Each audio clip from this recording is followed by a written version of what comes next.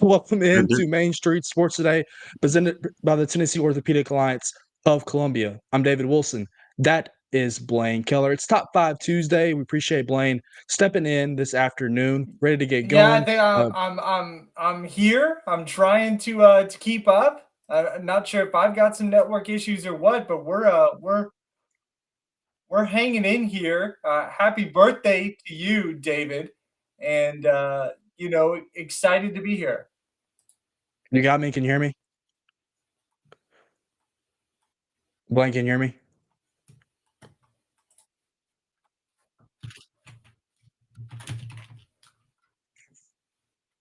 Blaine, are you there?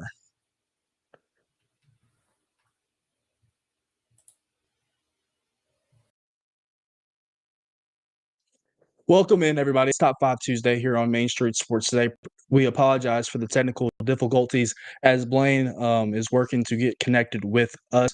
Once again, we have a really good show for you guys today. It is Top 5 Tuesday. At the end of the show here, at the last segment, we will have our top 5 World Series champions of our lifetime. Blaine and I are both avid MLB postseason watchers. Obviously, the MLB playoffs are in full swing this week with the American League Championship Series getting started this past Sunday. And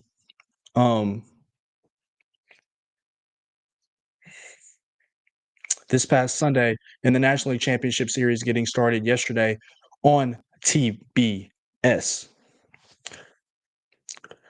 Looking forward to having a good show for you once again. In the second hour, Caleb JARREAU, our friend from the Daily Times in East Tennessee, will be joining us to help us preview the third Saturday in October as Tennessee, the Vols, get ready to go down to Tuscaloosa and face 5-1 Alabama this weekend on ABC.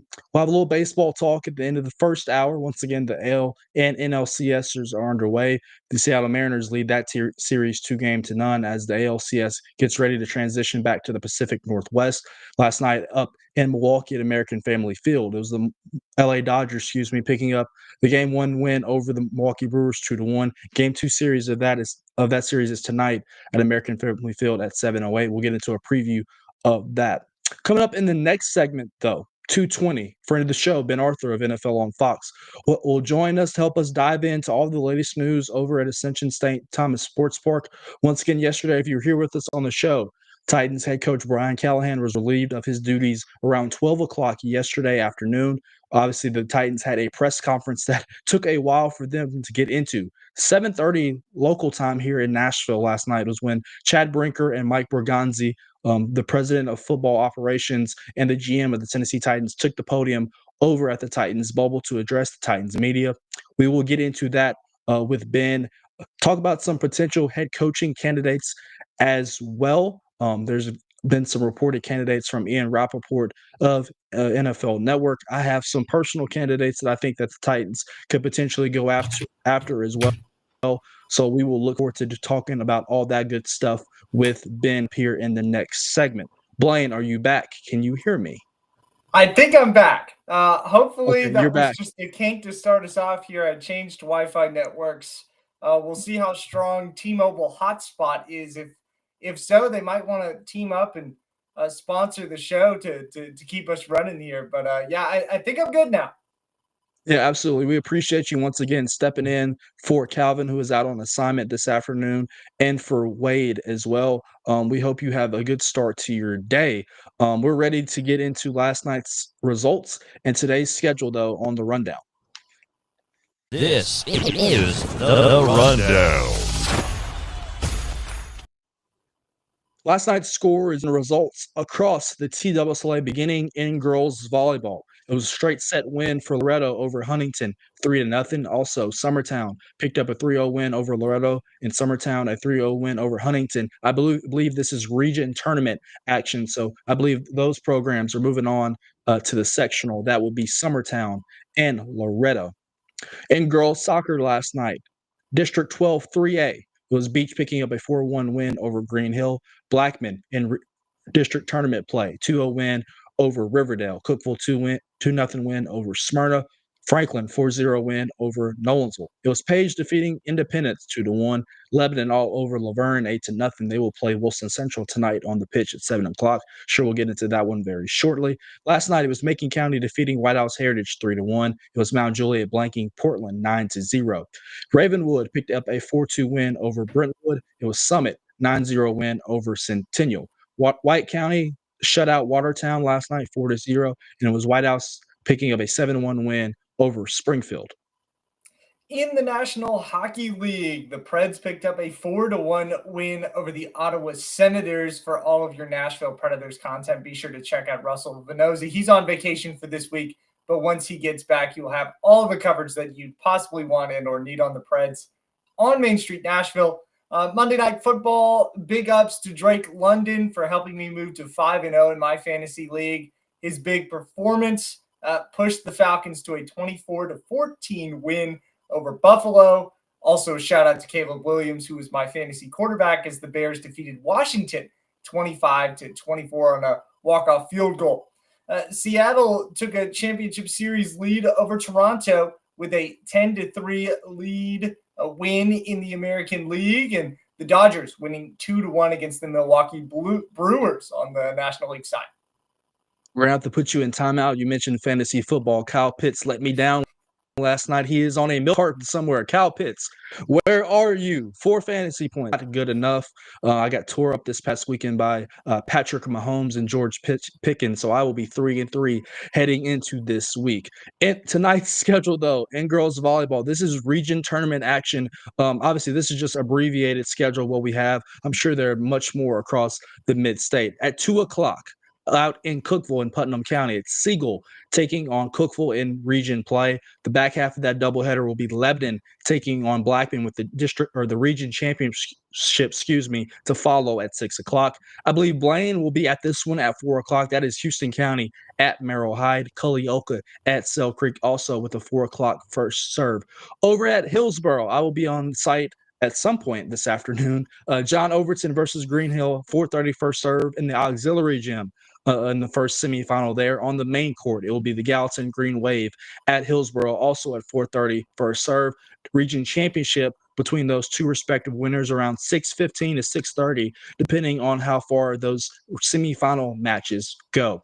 4:30 first serve for Chester County at Creekwood. Bledsoe County at Eagle is a 5:30 first serve. Harpeth versus Hickman County also at 5:30. It's Fairview versus Lexington at 6 o'clock, and Stone Memorial versus Murfreesboro Central Magnet at 6 o'clock as well. And hold on really quickly, Blaine, over where Calvin is at, 3 o'clock start for Valor versus Westmoreland, and White House Heritage taking on the Hume Fogg Blue Knights. In girls soccer action, district tournaments churn on, and there's a big one out in Williamson County. Ravenwood takes on Franklin, two of the state's top girls soccer programs. That starts at 5 p.m. Station Camp faces, I believe, White House. If not White House, then Macon County. That's the District 9 AA semifinal happening at White House Heritage. Montgomery Central is at Sycamore. Columbia Academy at Battleground Academy. Both of those, that's a 5:30 and 6 p.m. kickoff. Creekwood is at Fairview. Nashville Christian takes on Franklin Road Academy on the road. Beach is at Hendersonville in the District 12 AAA semifinals. Spring Hill is at Tullahoma. That's a 6:30 p.m. start. Battle Creek, still new school out there in Murray County, taking on Murfreesboro Central Magnet. Blackman is at Oakland. Siegel is at Rockville. Cookeville is at Stewart's Creek. All these 7 p.m. starts out in your coverage area, David. Lebanon at Wilson Central. White House taking on Liberty Creek. I guess that answers that question. Station Camp playing Macon County in the district semifinals. Page takes on top-seeded Summit out in Williamson County at 7:30 p.m. Mount Juliet and Gallatin, a top-tier district battle happening in the semifinals. Providence Christian is at Donaldson Christian. Grace Christian Franklin is at Unity School of Nashville. In the NHL, the Preds take on the Toronto Maple Leafs on the road, continuing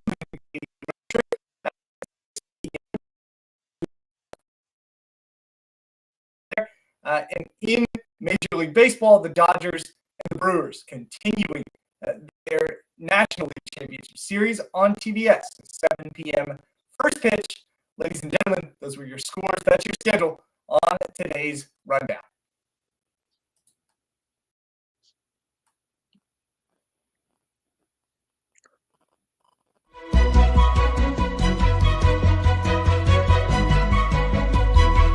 Our top story is brought to you by the good folks at Piggly Wiggly and Neely's Mill in Columbia. They serve lunch daily from 11 a.m. to 6 p.m. They also offer hand-cut meats, and everything is cost plus 10% at the cash register. Piggly Wiggly, Neely's Mill in Columbia. Presenting you our top story today, and we had a doubleheader, not one, Blaine, but two Monday Night Football games last night in the National Football League. One on ESPN at 6 o'clock, the other at 7 o'clock on ABC. In the first game of the doubleheader, it was the Buffalo Bills taking on the Atlanta Falcons in Atlanta, Georgia, in the Dome. And it was the Atlanta Falcons pick up a really big win over Buffalo last night. I guess we could call it the night, Blaine, of Bijan Robinson. Bijan Robinson, a phenomenal performance last night for fantasy owners and the Falcons, as the Falcons picked up a 24-14 win over the previously 4-1 Buffalo Bills. Bijan Robinson last night, Blaine, 19 carries for 170 rushing yards. Also had an 81-yard rushing touchdown in this one. Also added 6 catches for 68 yards. Those 238 scrimmage yards was the most by a Falcons running back in a single game in franchise history. So not enough good things can be said for Bijan Robinson last night. Also, Michael Penix Jr. really solid for Atlanta as they took a 21-7 lead in the half against Josh Allen and the Bills. Just looking up some stat lines really quickly from last night as we wait on Blaine. Once again, looks like some technical difficulties have bitten him yet again. We appreciate him once again for filling in this afternoon for Wade and for Calvin, who are both out on assignment this afternoon. Last night, Michael Penix really good, 20 of 32 passing for 250 yards in 1 touchdown. Josh Allen, 15 of 26 passing last night for the Bills, 180 yards, 2 touchdowns, but also 2 interceptions in this one. This is back-to-back losses for Buffalo. We remember their Sunday Night Football loss to the Patriots just a week ago. And now this is on the heels, obviously, of another loss in Atlanta, as well as Atlanta, fresh off its bye week once again, 3-2 on its season, trying to keep pace with Tampa and what's becoming a really interesting NFC South that includes the Panthers, who are 3-3. They picked up a big win this past weekend over the Dallas Cowboys in Charlotte. So, and obviously Tampa Bay, 5-1, one of the better teams in the NFC. Blaine, you are back. Hope you can hear me. Just building off this, a big win last night for the Falcons on Monday Night Football, 24-14 victory over the Bills. Fresh off their bye week, Bijan Robinson absolutely tore through that Bills defense.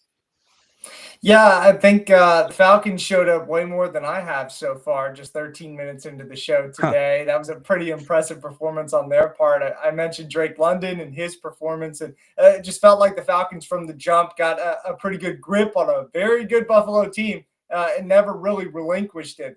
I felt like one of the rare games where Josh Allen was effective, but not necessarily explosive.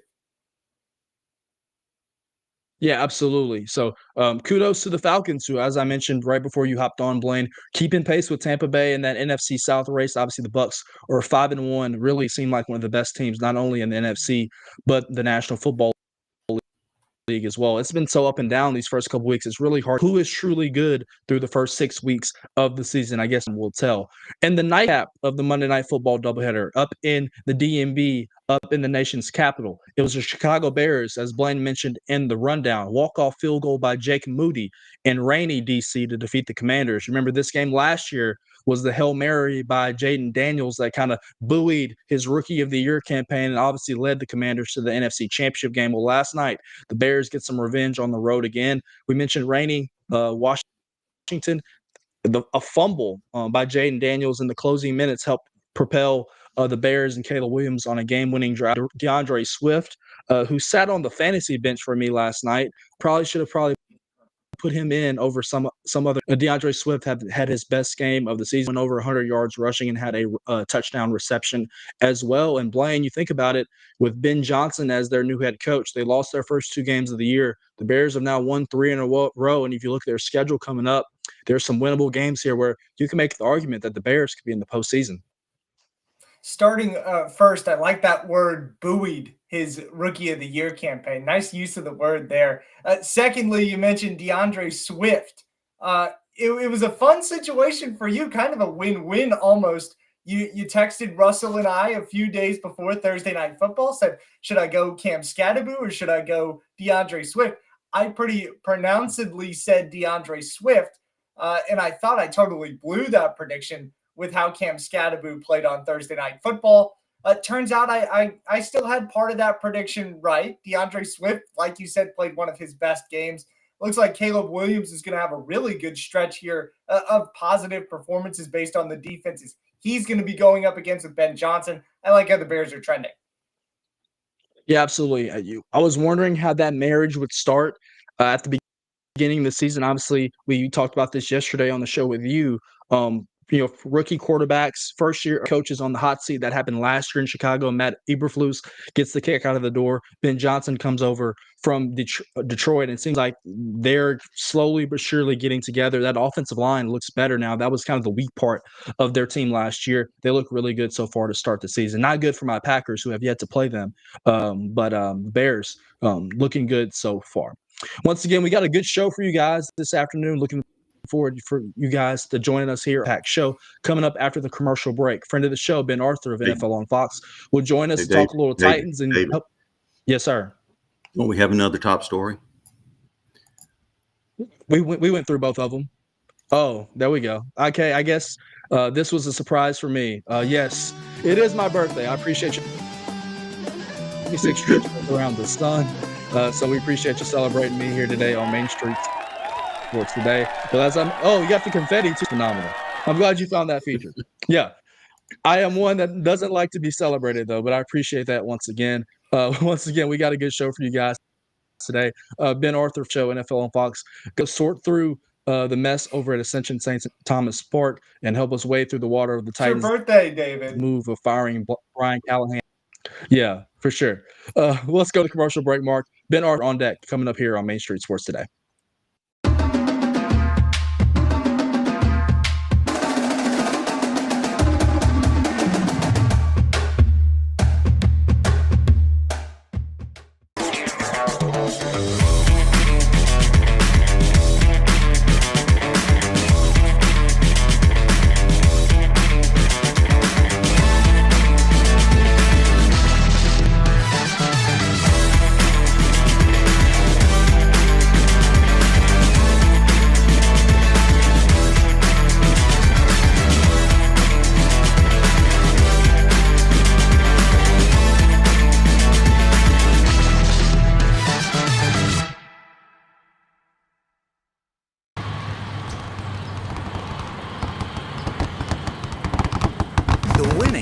Got closer. All new Sportsbook, the latest gaming machines, live horse racing, and more. The Mid Gaming Hall, Kentucky Downs. Winning just got closer.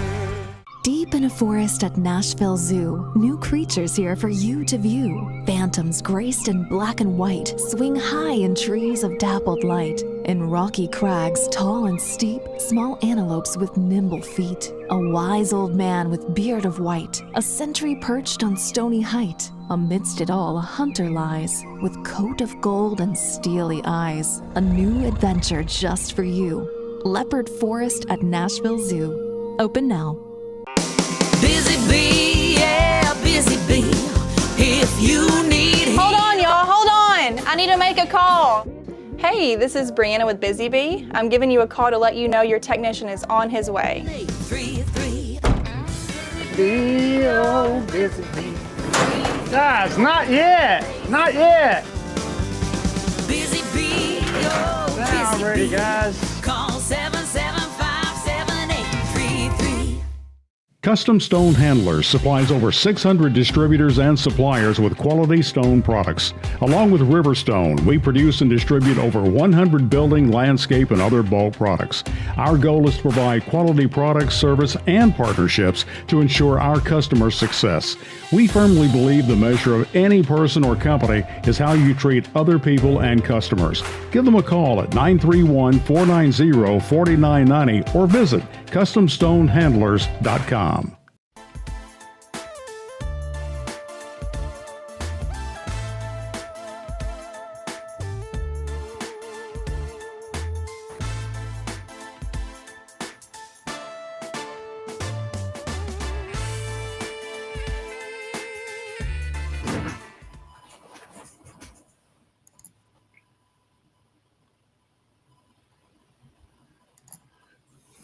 Welcome back in. It is Top 5 Tuesday here on Main Street Sports Today, presented by the Tennessee Orthopedic Alliance of Columbia. I'm David Wilson. That is my buddy Blaine Keller.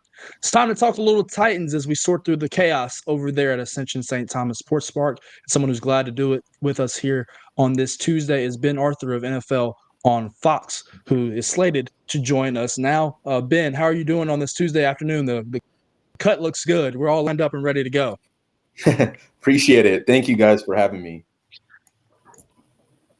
Ben, let's hop right into it. Obviously, a lot of chaos. I'm not sure that the media, let alone the Titans organization, was prepared to let Brian Callahan go yesterday. We do know one person in particular. That was probably Amy Adams Strunk.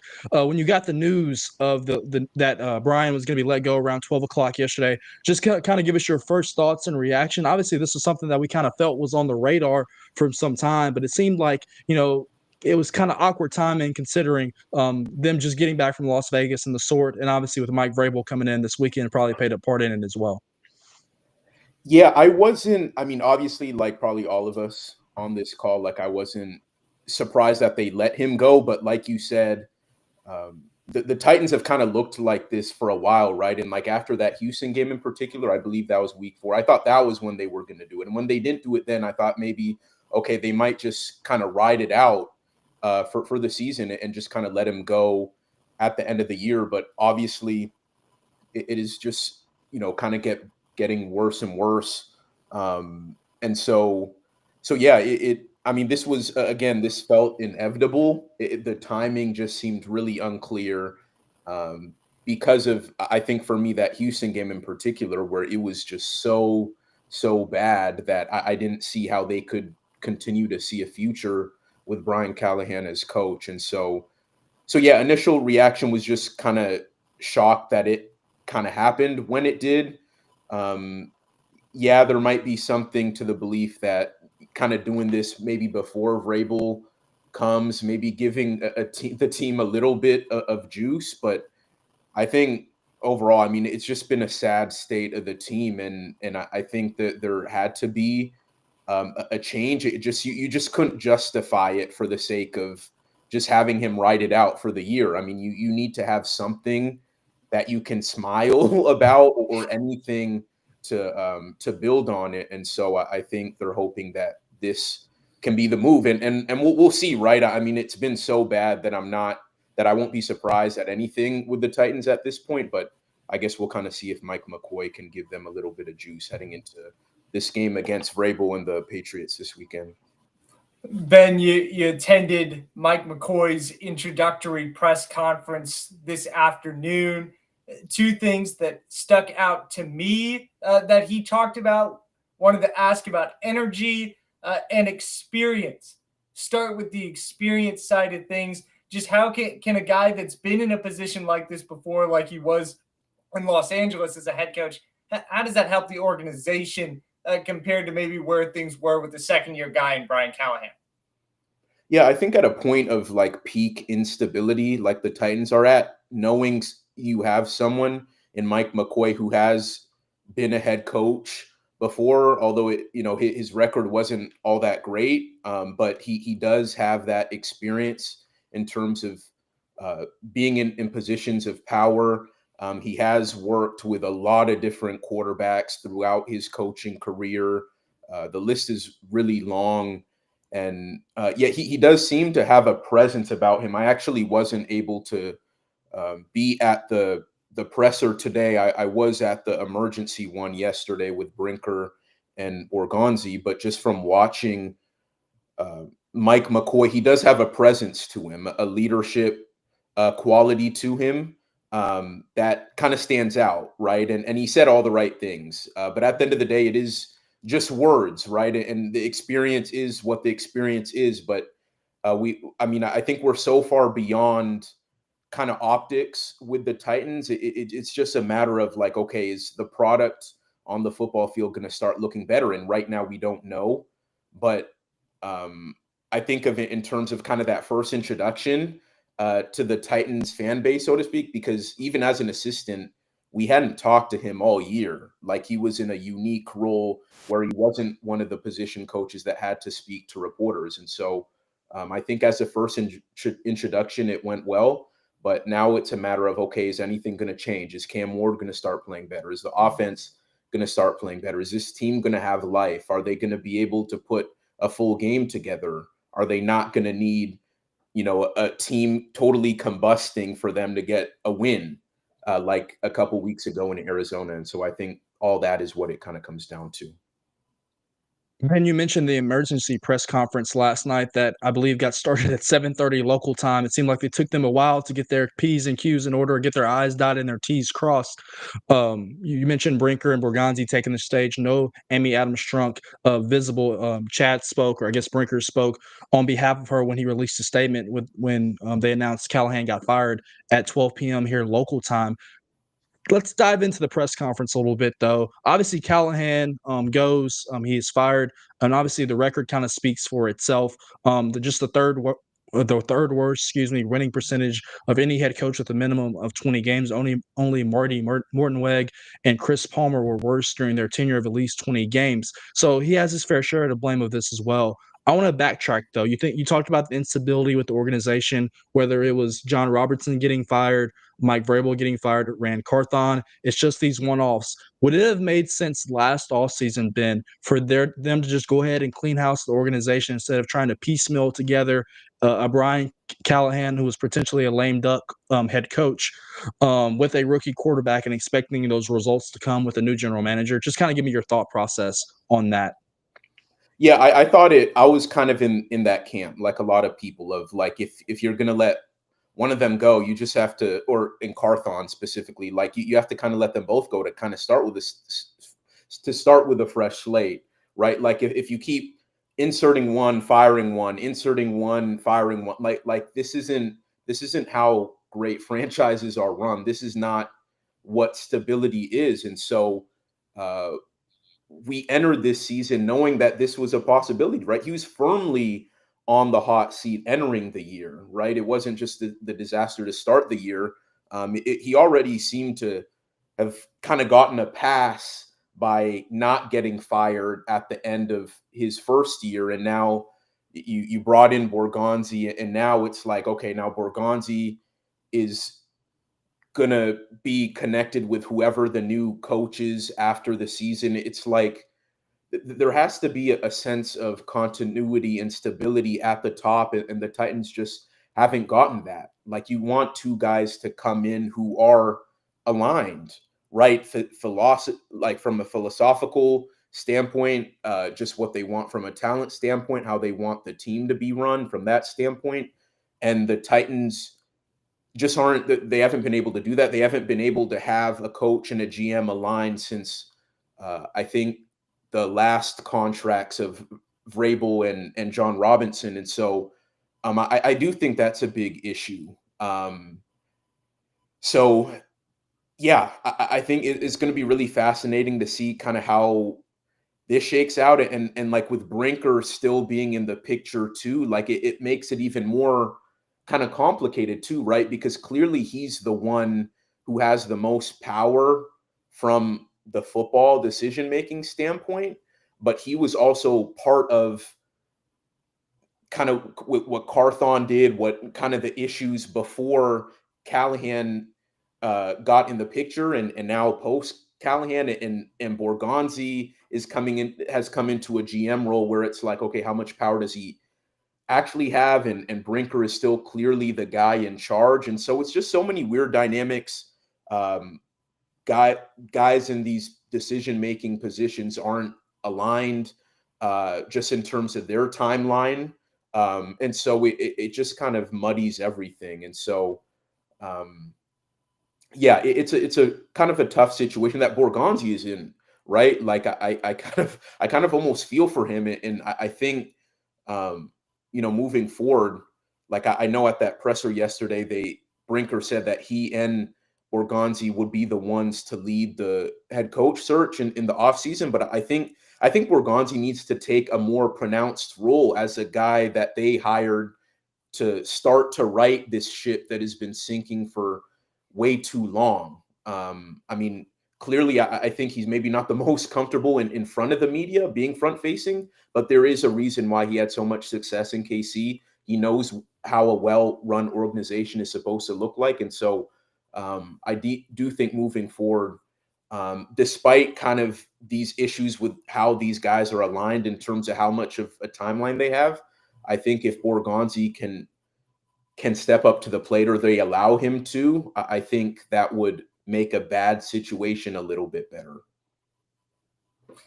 Ben, what do you make of that presser last night, specifically with Borgonzi? You mentioned he may not be the most comfortable around the media. It felt like a lot of times Chad was kind of pleading him to answer a question in watching the presser from afar. Is that kind of how you took it? Yeah, it definitely came across that way to me, being there in person as well. And look, I don't want to, like, I don't think that says anything about Mike Borgonzi's capability to do the job. I think we've seen a lot of people in positions of power who do have a kind of a public facing role, so to speak, who, when they get in front of the cameras, in front of the media, whatever, they don't maybe look so comfortable, but behind the scenes, you really see them work. And obviously, as media, the public, we don't really see what's happening with Borgonzi behind the scenes. But like I was saying earlier, there is a reason why they do have faith in him, why he was the guy that they brought in. And so, yeah, maybe it's just that Chad is more comfortable being front facing and everything, but I don't think that says anything about Borgonzi's ability to do the job. He's still so early in his tenure with the Titans, right? He was hired in January, right? Like, it's how many months is that? Nine months he's been on the job, and so he hasn't really had a chance to put his imprint on just everything going on. So yeah, again, he did look uncomfortable, but I don't think that speaks to what he's doing or trying to do for the team behind the scenes. Ben Arthur covers the NFL, the AFC South for Fox. Ben, you were with Cam Ward's parents for his debut against Denver in the first week. I think you've chronicled a little bit of his first season here with the Titans. Have you been able to glean anything at all from Cam Ward's camp on how they're taking this coaching change at midseason? No, not in particular. I think it's been frustrating all around, right? And I think Cam Ward, on the record, has spoken to that, right? And he's been, I think it's refreshing, although it has been a lot of downs, a lot of struggles, how honest he's been about how poorly he's played, right? Like we all saw the quote the other day from the Houston game, that quote, I don't need to reiterate it, but we all know that.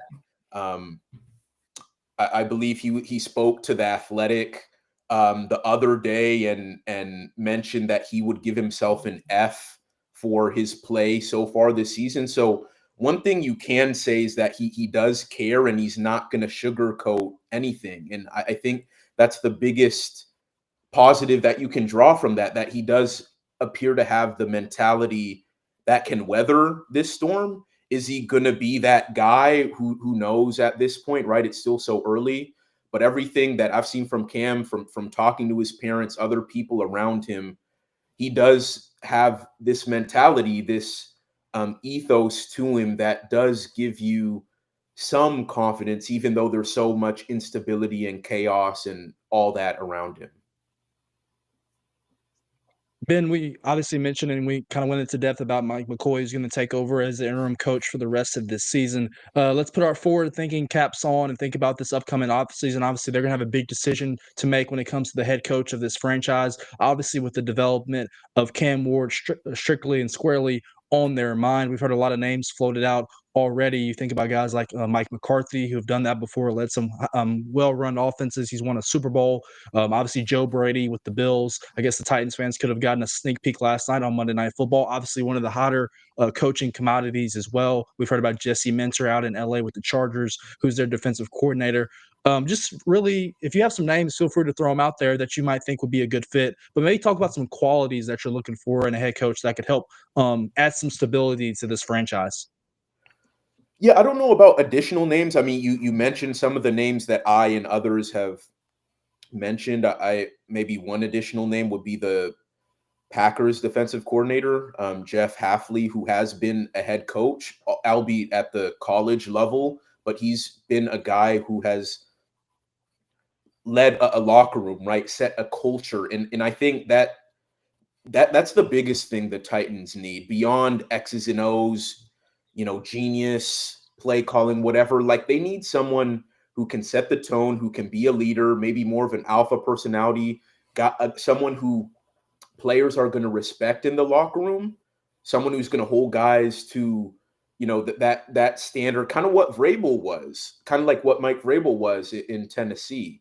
Because alluding to, like, back to everything we've talked about, right? This instability, the dysfunction, how it looks on the outside, like, this is a franchise without direction, and they need someone who can start to establish direction. And so, honestly, I think that they need more of a CEO type of coach than a X's and O's brilliant mastermind type of coach. If you can get both of those in one, that's obviously the goal. But they need a firm leader because they clearly don't have that leadership that you would hope at the highest levels of this organization. I think while Mike Vrabel was here, he did mask maybe some of the issues at the highest levels of the organization. I think that's part of the reason why he was so successful, and he was great in situational critical moments too, just as a coach. And so I think they need another coach along that breadth, right? Maybe an offensive minded one just because of the importance of Cam's development. But you do, like I said, I do really think they need a CEO type of head coach as opposed to like a brainiac football mind type of coach. How many of these guys, Ben, are going to be wary of deciding on the Titans and that opening whenever there's been that kind of dysfunction over the last few years? Yeah, I don't know how you can be a head coaching candidate and not think about that. Because it's been, someone's fired, someone's hired every year pretty much for the last several years. And so I don't know how you could be a candidate for this job and not think about that, and not assuming that there are probably going to be several job openings, right? Like, I don't know why you couldn't dock the Titans just because of that, right? And so that should certainly play a factor, even though I remember Chad Brinker saying he believes the job will be attractive. I'm not so sure, just because of all that and everything we've talked about to this point. But I mean, the Titans will have some things going for them, right? They do, despite Cam's struggles, he is promising. He does have that mentality we talked about. You do see the wow moments despite kind of all the struggles. They're going to have a lot of cap space. It really can't get much worse. And so, if you're a person coming in, like, if you can show at least improvement, marginal improvement, you're doing something right, because they haven't been able to see marginal improvement for a long time here. And so I do think some of those things will play a role for candidates. But yeah, I don't know how attractive this job can be because of the dysfunction at the highest levels and that lack of instability and you're coming in not being able to pick your general manager or someone you're coming in with who you're going to be aligned with. Like, if you look at the situation in Jacksonville last offseason, where at first Shad Khan, the owner, kept Trent Baalke, But then as soon as he relieved him of his duties, then all of a sudden they got Liam Cohen on board. Then he brought in James Gladstone from the Rams, and look at how well the Jags are looking right now. They have two guys who are in sync, right? Going back to what we were talking about earlier. And so yeah, that's another factor as well. The fact that Mike Borgonzi is in place, even though he could be a great GM, but as a coaching candidate, you're coming into a situation where you're not getting to play a role in who that guy is going to be. And so yeah, to kind of sum all that up, I don't think this is going to be the most attractive job in the world because of all those reasons, but there are some good things going for it just because you do have a quarterback in Cam Ward who has potential, and you're going to have a lot of cap space.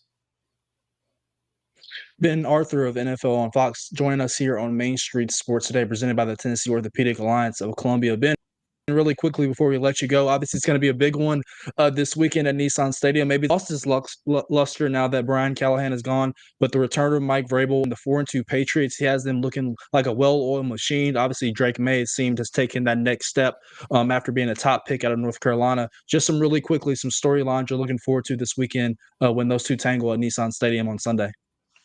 Yeah, I think, it's the whole Vrabel storyline, right? Like, his team, Vrabel is going to probably be buttoned up when speaking to reporters about, when asked about like how much this game means to him. But, from covering the NFL a long, for a little while now, I know in situations like this, the players, the assistant coaches, they're all going to be on their P's and Q's wanting to do right by Vrabel, right? Get him a win at the, against the franchise that let him go. And so as good as the Patriots have been, I think they're going to be even more fired up, and it could get ugly. Quite frankly, it could get ugly. I think the fact that, I think we have seen situations in the past where a team, fires their coach and they ride that juice into the following game, and there is that little bit of juice left. There is that juice, and so I do think the Titans will play better. But the Patriots, as you mentioned, they do seem to be a well-oiled machine. At least right now, Drake May is playing at borderline MVP level, and they just have more talent. And I don't think this is going to be pretty, but I do think the Titans are going to have some fight because at this point they have nothing to lose. So it's going to be a fun one. I'm looking forward to watching it.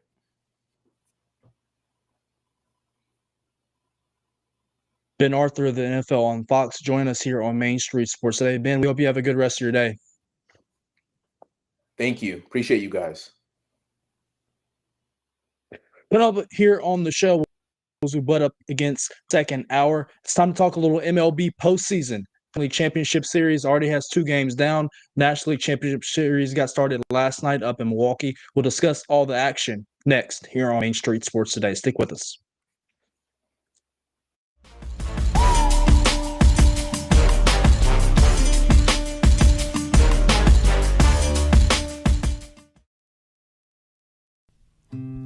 Columbia Power and Water Systems is dedicated to bringing our customers reliable, local service.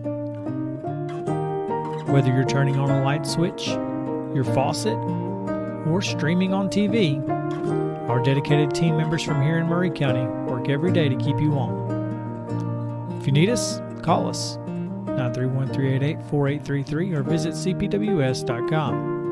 CPWS, local service, local support.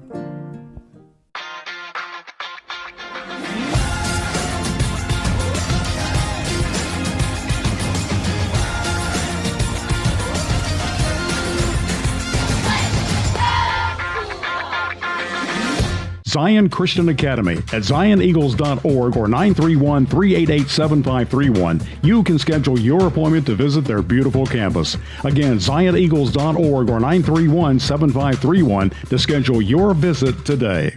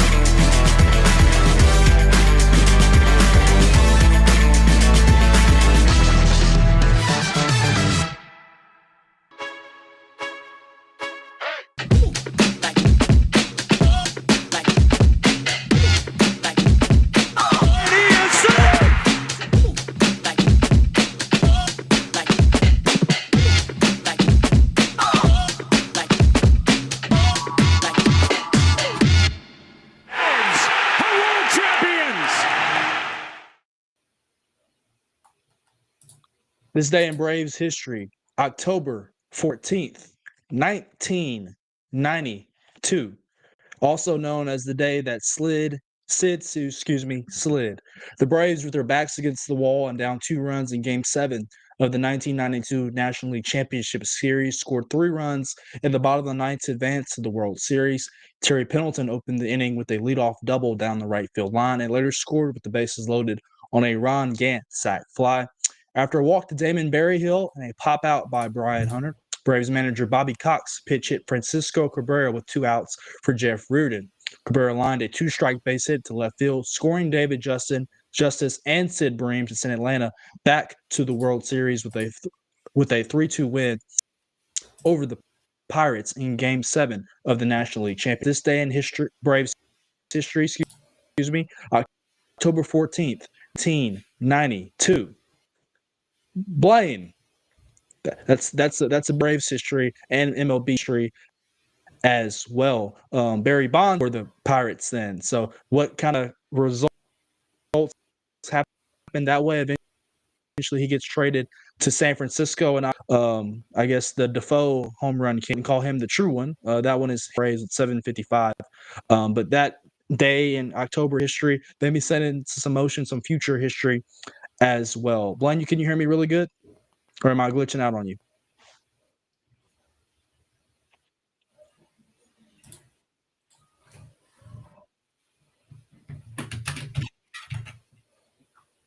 Looks like we might be having some technical difficulties once again with Blaine.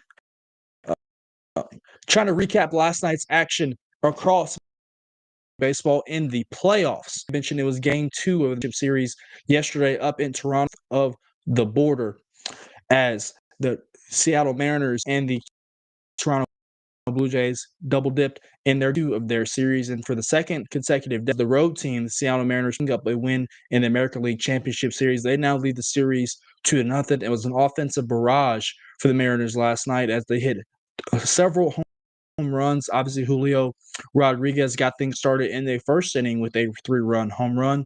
Jorge Polanco also hit a home run in this one of a 3-run kind, and Josh Naylor had a 2-run home run as well, as the Mariners got their bats really going. It was Logan Gilbert getting the start for the Mariners up in Toronto. Obviously, he pitched in Game 5 of that American League Division Series against the Tigers in relief out of the bullpen in extra innings. He just went 3 innings yesterday, 5 hits and 2 runs. Not his best stuff, but definitely did the job and kept the Mariners in this ball game as they were trying to take the decisive 2-0 lead and get it back to the Pacific Northwest. For the Blue Jays, it was Trey Savage on the mound, the rookie who was a first-round pick last year in the MLB draft last summer.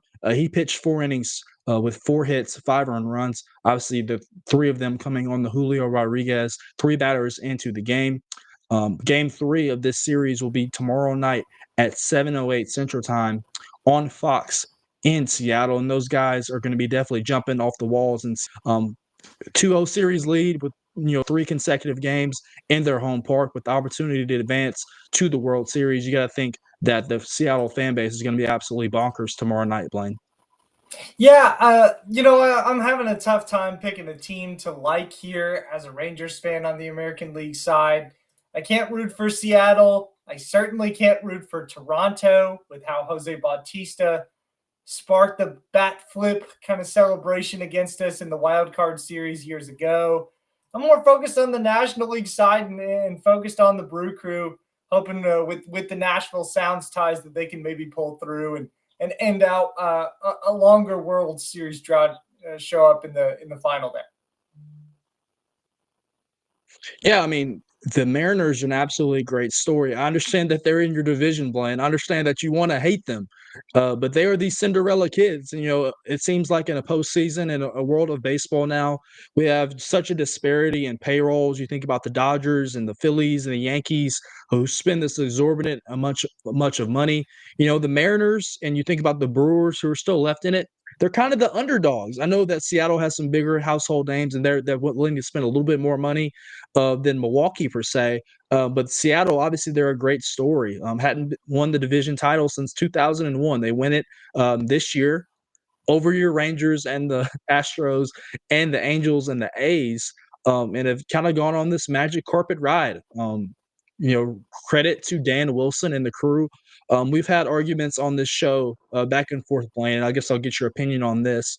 Back and forth between who's going to be the American League MVP, whether it's Cal Raleigh, the big dumper, or is it Aaron Judge? And I think the thing that seals it for me, Blaine, is the fact that Cal Raleigh did what he did offensively this year and still caught almost every single game for that team behind the plate. He's caught every single inning of the postseason as well, hit a big home run in game one of this series to tie it up in the sixth inning and help the Mariners get a win. So give me your thoughts on American League MVP, but Cal Raleigh does so much. It's hard to argue against him.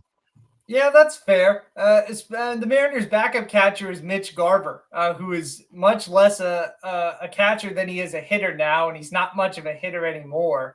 As much as I appreciate what Garv Sauce brought to the Texas Rangers a few years ago, he is not, an acclaimed backup catcher by any means. So that certainly speaks to the case of Cal Raleigh. As much as I don't want to herald another player from the same division, he obviously has had a great season, and so has Aaron Judge. I'd like to see Cal Raleigh get it, though. He certainly has mashed all season long for the Mariners. Absolutely. So once again, game 3 of that series tomorrow night in Seattle, 7:08 first pitch. You can find that one on Fox, as I believe the Mariners are going to toe the bump Luis Castillo as they have their pitching kind of lined up now. Obviously, they were kind of scrambled after that extra inning game that went 15 innings on Friday night against the Tigers. Hopefully some of you guys stayed up for that one. I did not. I went to bed. Switching things over, though, to the National League Championship Series. Hopefully Blaine is more comfortable talking about the other side than the American League. Last night up in American Family Field in Milwaukee, it was the Dodgers who've they're the Hollywood kids, right? They have the bunch of stars. You think about Freddie Freeman, you think about Mookie Betts, obviously Shohei Ohtani, Blake Snell, who we'll get into here just shortly, versus the average Joes. That's what he called his crew in a press conference before. Last night, the Dodgers take a 1-0 series lead over the Brew Crew, 2-1 victory last night up in Milwaukee. And I guess the story, Blaine, first of all, was Blake Snell, absolutely phenomenal in his start yesterday for the Dodgers. 8 innings pitched, 10 strikeouts, just 1 hit, 1 base runner came in the 3rd inning on a leadoff single by Caleb Durbin. He was nails from thereafter. Was absolutely spectacular. They passed the ball off to Roki Sasaki in the 9th inning. He finds some trouble. And the Brewers have an opportunity late in the 9th inning. Bases loaded, 2 outs. Blake Trinan on the mound for the Dodgers. It's 2-1 game. Former Nashville Sound Bryce Terang at the plate, and Trinan gets the strikeout of Terang on a 2-2 fastball above the zone. Dodgers hang on, take game 1 of this series. And it feels like, Blaine, I know the Dodgers have kind of been an offensive juggernaut all season long. We talked about it yesterday. Both of these teams were top 5 in MLB in runs scored.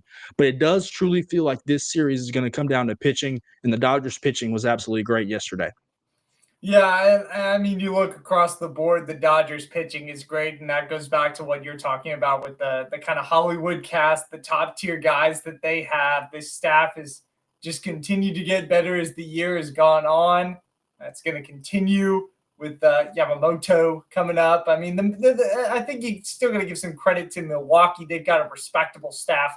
That's obviously part of what's gotten them to this point.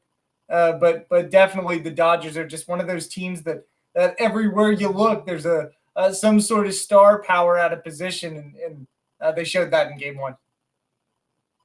Yeah, absolutely. Looking forward to that series continuing tonight. I'll be watching it on the phone from the gym as we were watching a little volleyball as well. As Blaine mentioned, it's Yamamoto going for the Dodgers tonight. Obviously, he's a much heralded signee from a couple years ago. He will be opposed by Freddie Peralta, who will take the bump for the Brew Crew tonight. Blaine, really quickly, it feels like a duh statement, but it feels like a must-win for Milwaukee tonight, knowing that you have to go play not 2 games in LA, but 3 just to try to get it back to Milwaukee. Yeah, duh. I think that's going to be a big win. I mean, Milwaukee's got to get up off the mat, and you don't want to – I don't think you want to play any more games in Los Angeles if you can control it. Just for the travel standpoint of things, certainly that doesn't help them. I think they would definitely like to get a win tonight and then maybe find a way to close things out at home. Yeah, absolutely. Really quickly, I'm going to put Blaine on the spot here. This is not something that we had on our run of show. But I'll ask him anyway. I'm sure he's ready to talk about his Rangers.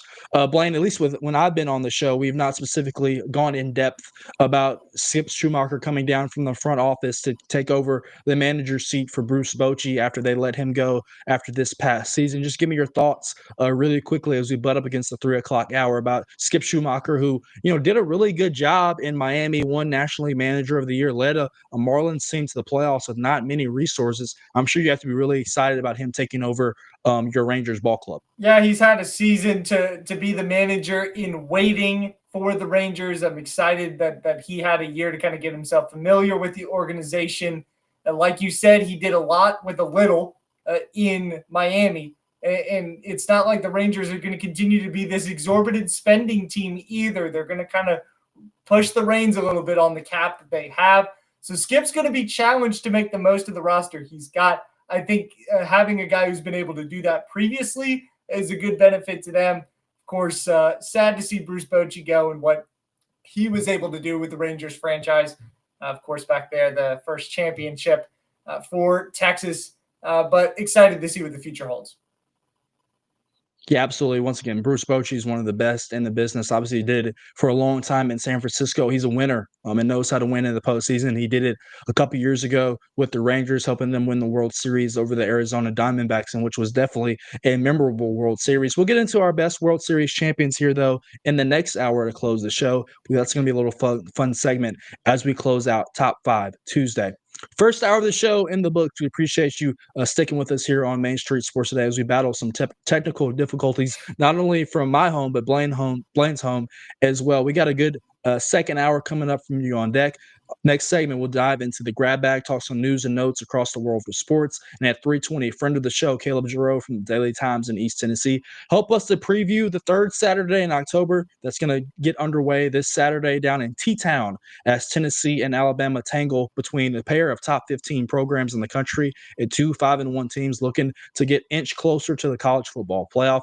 The grab bag coming up here next as we enter the second hour on Main Street Sports Today. So stick with us.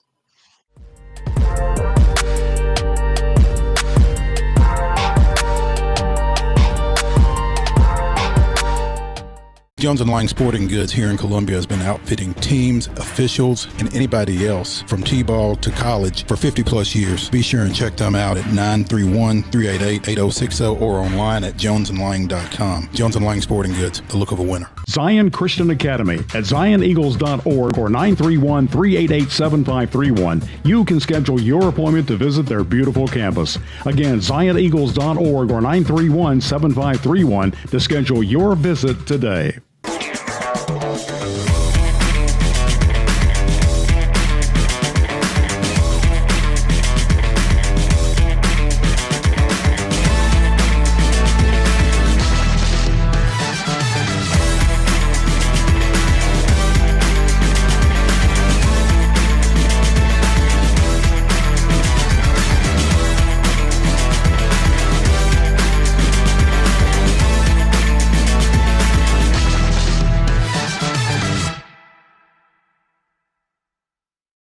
Is your internet slowing you down?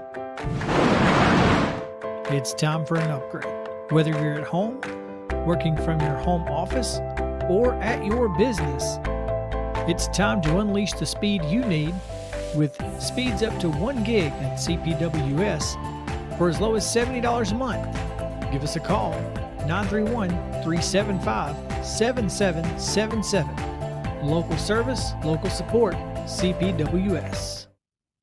Piggly Wiggly, located in Neely's Mill Shopping Center, is Columbia's locally owned and operated Cost Plus 10 grocery store dedicated to serving the community with low prices and smiling faces. Piggly Wiggly offers fresh, hand-cut meats daily as well as daily hot plate lunches from their deli counter. You're certain to see smiling faces and a helping hand when you're here at Piggly Wiggly. Come by and check out our fresh produce, high-quality meats, and more. Down home, down the street, we'll see you at the Pig.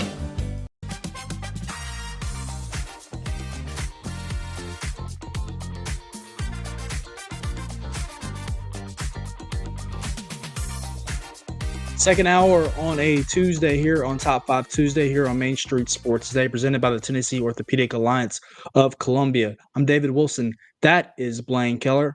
It's time to dive into the latest edition of the Grab Bag as we talk some news and notes across the world of sports. We'll start things off in the world of the NFL. We mentioned, obviously, the Titans made a coaching change yesterday with Brian Callahan being removed. Another team that might not be too far behind them is the Cleveland Browns, and they might find themselves in yet another similar situation with the Titans. Obviously, the Titans are broke ground on a new Nissan Stadium that is going up next door. Well, the Browns have reached a settlement with the city of Cleveland. They're looking to build a new stadium up on the banks of the Ohio River as well. The Yahoo Sports, in addition to the Associated Press, Mayor Justin M. ownership group of the Browns, which is including the Haslams here. You know them, the former governor of the state of Tennessee, have reached a $100 million settlement through the way for the franchise to build its new suburban stadium while preparing of the current Lakefront Stadium for future development by the city of Cleveland. The proposed $2.4 billion dome stadium that would be built in Brook Park next to Cleveland Hopkins International Airport, about 15 miles away or south of downtown Cleveland. The Browns are looking to begin construction new home that they will move into hopefully in 2029 following the completion of their 30-year lease at Huntington Bank Field. So Blaine, obviously, building new stadiums is good. I mean, it allows you to do a whole lot of things, including concerts and that nature. I've not seen recent pictures of what the dog pound looks like, but anytime you can build a stadium, that's a good thing for your franchise and organization. Well, I think if you look at photos of the current Nissan Stadium, there's nothing that would make you think that it's, doomed to be closed. It's kind of a similar situation the Titans and Browns find themselves in that they're both two rebuilding franchises that are now, like it or not, rebuilding for a target date. They have a date set. For Cleveland, it's 2029. For the Titans, it's 2027 whenever these new stadiums open. They want to put out the best versions of their football team when that shiny new building opens so that they can sell more tickets. Yeah, I'm going to build on this and elaborate on this question a little bit as we have 15 minutes in this segment. We have a little time to kill before Caleb JARREAU joins us from East Tennessee. I heard this on the radio this afternoon, and I want to run this by you. Obviously, you have been with Terry in the Titans facility, talking to players, talking to coaches, been in the press box as well. I mentioned the Browns are off to a slow start as well. They're 1-5 under head coach Kevin Stefanski. They could eventually find themselves in the head coaching market as well. So I'll ask you this question, Blaine. If you were a prospective NFL head coach, what job is more attractive to you? The Titans situation with maybe a dysfunctional front office, but the number one pick from last year and most certainly a top 5 pick this year as of right now, or the Browns situation where you might have some stable ownership with the Haslams and GM Andrew Berry, but obviously some quarterback dysfunction. Is it Dylan Gabriel? Is it Shedeur Sanders? For you personally, what do you feel like the job is more attractive if they both became open? One is, and what could be this offseason? Well, first, I'd like to say that I think we should pump the brakes on the thoughts of Kevin Stefanski getting fired. I don't think any of this is his fault. This is just perpetual Browns, right? I think there's a lot of questionable decision-making still when you're talking about the owners of the Browns and the ownership group of the Titans. Andrew Berry just traded his starting opening day quarterback to a division rival just a week or so ago in Joe Flacco, right? What GM does that typically? That's frowned upon in the National Football League. So I think there's some questionable decision-making in Cleveland. I think they're similar in the fact that they both have some pretty exciting rookie classes. Quinshon Judkins has been a really exciting rookie for them. Isaiah Bond probably will show out at some point as he gets his feet under him in the NFL at receiver. They have a few other talents on the defensive side that they've added. I thought it was it's a promising class, just like the Titans is a little bit with Elikai Manor, of course, Cam Ward and Jim Dike. If I had to pick between the two, you're more founded at quarterback, it seems, right now in Tennessee. Of course, you've got your pick of quarterbacks in Cleveland. You could draft a guy next year, or you could try to go through the confounding situation of Shedeur Sanders and Dylan Gabriel. If either of those two quarterbacks show themselves to be capable by the end of this season, I think Cam Ward's the more promising of those three, though. So I would, if I were a head coach and I'm picking between the two, I'd like to go to the place where the quarterback could give me a little bit more potential. Yeah, absolutely. It seems like they're playing quarterback musical chairs up there in Cleveland. Obviously, they traded away Kenny Pickett in the preseason. As you mentioned, they traded Joe Flacco to the Bengals, who have obviously struggled ever since Joe Burrow suffered his turf toe injury to start the season. Jake Browning obviously did not cut it. I think they just wanted Flacco. He was with the Browns on a walk-off field goal a couple weeks ago. I think he was trying to catch magic in a bottle, lightning in a bottle, magic in a bottle twice. Yeah. As he faced the Packers yet again this past weekend. Good thoughts right there from Blaine on the situation up in Cleveland, and they've been tied together. Is on the grab bag. Hopefully, my computer will load a little bit. We talked about this yesterday on the show, Blaine, with Calvin when we had our grab bag yesterday. I don't know if you watched in depth the Sunday night football game between the Lions and the Chiefs on Sunday night on NBC with Al Michaels and obviously Chris Collinsworth on the call. In the aftermath of that game, a Kansas City victory that moved them to the season, a Detroit safety Brian Branch out of Alabama. A little skirmish, a little fight on Saturday or Sunday, excuse me, with Juju Smith-Schuster, the wide receiver for the Chiefs. He got called childish by his head coach and called him inexcusable by Dan Campbell. And the NFL deemed the little scuffle, which included an open hand slap of Brian Branch to the face of Juju Smith-Schuster. It deemed it was a suspension. He will be suspended 1 game by the NFL as the Lions played this week against the Tampa Bay Buccaneers. I know it's a very emotional time on the field, to say the least. The Lions obviously did not put their best performance on the table Sunday up at Arrowhead, but can't do that. And he's a big, very valuable member of that line offense, and that they will be without against a really good Tampa Bay offense that's really rolling with perspective and maybe future MVP Baker Mayfield at the helm. So just kind of give me your thoughts on this situation. Obviously, the Lions will be without Brian Branch for at least 1 game. I think that is a big blow to Detroit's defense. No matter who's playing at wide receiver for the Tampa Bay Buccaneers right now, it seems like Baker Mayfield's going to throw them open. So you want to have your best defenders on the field, whether it's Mike Evans, whether it's Chris Godwin and Mika Egbuka, who have all suffered minor to severe injuries dating back to last season, or if it's Tez Johnson, for crying out loud, who catches a touchdown and is doing flips in the end zone last week because Baker Mayfield's playing that well. So you definitely want your best defenders on the field for this game. It would be a big blow to Detroit's defense. Yeah, absolutely. I'm glad you mentioned just all the plays that Tampa Bay is making. Obviously, Todd Bowles does a really good job. He's the ultimate players coach. Obviously, it still calls their defense. Tampa Bay, they get after you. And so obviously they've had a lot of success with Tampa Bay and with Baker Mayfield, kind of resurrecting his career. You got to think this guy, a former first overall pick up in Cleveland, it did not pan out at the dog pound for him. Kind of made his way around the league. He was in Carolina for a little bit, also with the Rams out in LA with Sean McVay. You could argue that this was his last opportunity on a prove-it deal with the Buccaneers, and he definitely made the most of it. I firmly believe that right now they're the best team in football. They were without running back Bucky Irvin, and Rashad White was great for them this past weekend. So, guys stepping up and making plays, you got to think about the depth of their roster, and they're definitely showing that. So it would definitely be a great matchup when they play against the Detroit up in Detroit at Ford Field this Sunday. That would be definitely one to watch.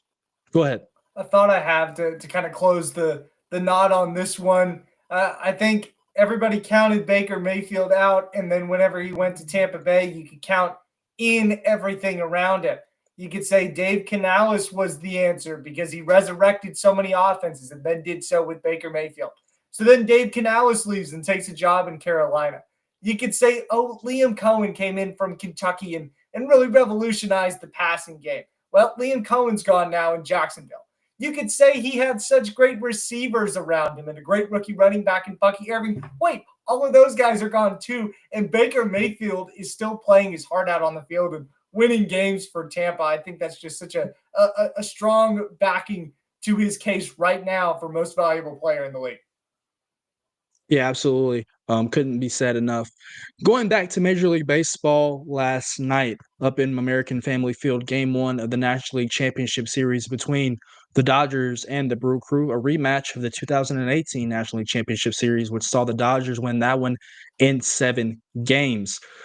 Crazy play last night. I don't know if you were watching the game last night, Blaine, but the Brewers pulled off the first 8-6-2.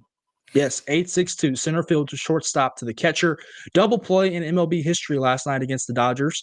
Was the bases loaded and 1 out in the 4th inning. Game still scoreless. Dodgers third baseman Max Muncy hit a deep fly ball to center field. Brewers outfielder and former Nashville Sound, Sal Frelick, was tracking the ball, leaped up to catch it, hits off his glove, Blaine, off the wall. He then catches it. It's mass chaos on the bases. He throws it into the shortstop, who throws it home to William Contreras. Get the force out at home plate, and the Brewers eventually turn an ending double play to end that one. Absolutely wild chaos. I wish we could show you the video. New system here for us, so working through the kinks of it. But Blaine, did you so happen to see the play, or at least a video on Twitter or YouTube or etc., wherever you could find it? No, right now is the first I'm hearing about it, David. And my question to you is who was running on the base paths there? Who was, and I get it's a confusing play, but who was slow enough that you went from, I guess, third back to home to third, you don't know where to go, and you still get thrown out on the ball that goes down to the warning track? Who's running the bases there? So I was not watching the game at the time. I flipped it on later. Maybe Mark is going to pull up the play here. Let's see if we can pull it up. Hopefully it works. Fingers crossed. There we go. He skies one to center field. Hit well. This one's got a chance. Frelick going back to the wall. He leaps. It's in and out of his glove, but he caught it. And now chaos on the bases. Might have a play at the plate. The throw. Not in time. No, he's out. But Teoscar Hernandez that's running the bases there. At the plate.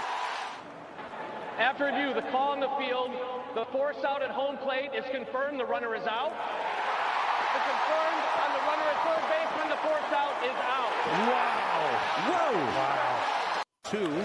Okay, so looks like Will Smith is at second base. That might be Andy Pages at third. Just kind of walk through this play. Mark, you can keep it paused.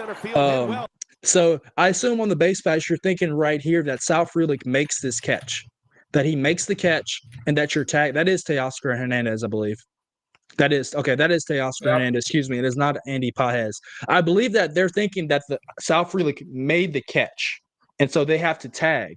I think there was confusion on whether or not the ball had dropped or it was a catch, if that makes sense. I believe Teoscar might have been halfway. Yeah. It surprised me, though, that he could get the ball relayed in that quickly and Teoscar still not score. But it's just one of those chaos plays. Is that how does Teoscar not score on that play still? I get he's not the fastest guy. He's not that kind of player for the Dodgers, but I think that the third base coach could have sent him, reeled him back in. He could have touched the base and then ran in. And of course, hindsight's 2020 here. I'm able to look at this now and say, why didn't they do that? But you never know what's happening, especially on a play like that during a game. Yeah, absolutely. It's just one of those wild, chaotic plays that kind of contributed to this game. You feel like Max Muncy right there is, 7 inches, maybe a foot away from a grand slam. LA Dodgers lead 4-0 in the 4th inning. This game is completely changed. Maybe Blake Snell stays in for that 9th inning where Roki Sasaki comes in out of the bullpen and close it out. He's really been that guy that Dave Roberts has relied on to close things out. We saw that in the division series against Philadelphia. And, it's a different scenario. So that kept the Brewers, what it feels like, in the game. And obviously, they had their opportunity with the bases loaded and 2 outs in the 9th inning with the running run at second base and the tying run on third base. Bryce Terang gets it done as he goes down swinging. Once again, game 2 of that series coming up tonight on TBS from American Family Field. Moving on really quickly, we're going to have some brother action. Blaine, I know you have a brother who is your twin. Well, we have some brother action in the NBA as well. I threw this one in just for you. The Milwaukee Bucks are signing Alex Antetokounmpo to a two-way contract. ESPN's Shams Charania. He's the youngest of the Antetokounmpo brothers, and will join his two older siblings, Giannis and Thanasis, in Milwaukee. First time in NBA history that three brothers are signed on the contracts with the same team. Alex played in Europe since 2024, following his time in the G League after going undrafted in 2021. So a trio of brothers, Blaine, a trio in the NBA together on the roster with the Milwaukee Bucks. Trivia question for you, David. Do you know the other Antetokounmpo brother? There's one more. There's another one. How old is and he how old is played he? it. How He old is played he? in the NBA. He had a cup of coffee Okay. in the NBA, notably with the Dallas Mavericks, and then with the Los Angeles Lakers. Kostas Antetokounmpo. Okay, yeah, I believe I heard the name. Yeah. A very low immaculate grid score for those of you that play. If you can ever get Los Angeles Lakers played one game or Dallas Mavericks played one game, Kostas Antetokounmpo with a K. So all four brothers now in the NBA family tree. That's pretty interesting. Unfortunately, I think none of them are going to live up to their brother Giannis. Well, that's the thing is, I feel like Giannis in Milwaukee just can get whatever he wants. If he wanted you and I on the roster, I believe we would be on the roster because, I mean, he We'll is get signed to the face of two-way the franchise. contracts, yeah.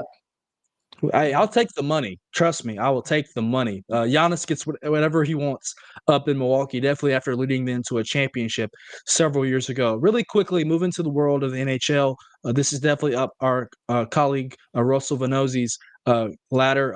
Big news in the NHL, just really quickly, another news and note. Lane Hudson of the Montreal Canadiens agreed to an 8-year, $70.8 million extension on Monday with the team. They announced that. The deal includes an average annual value of $8.85 million, includes a $55 million signing bonus. The 21-year-old is coming off a historic season with the Canadiens.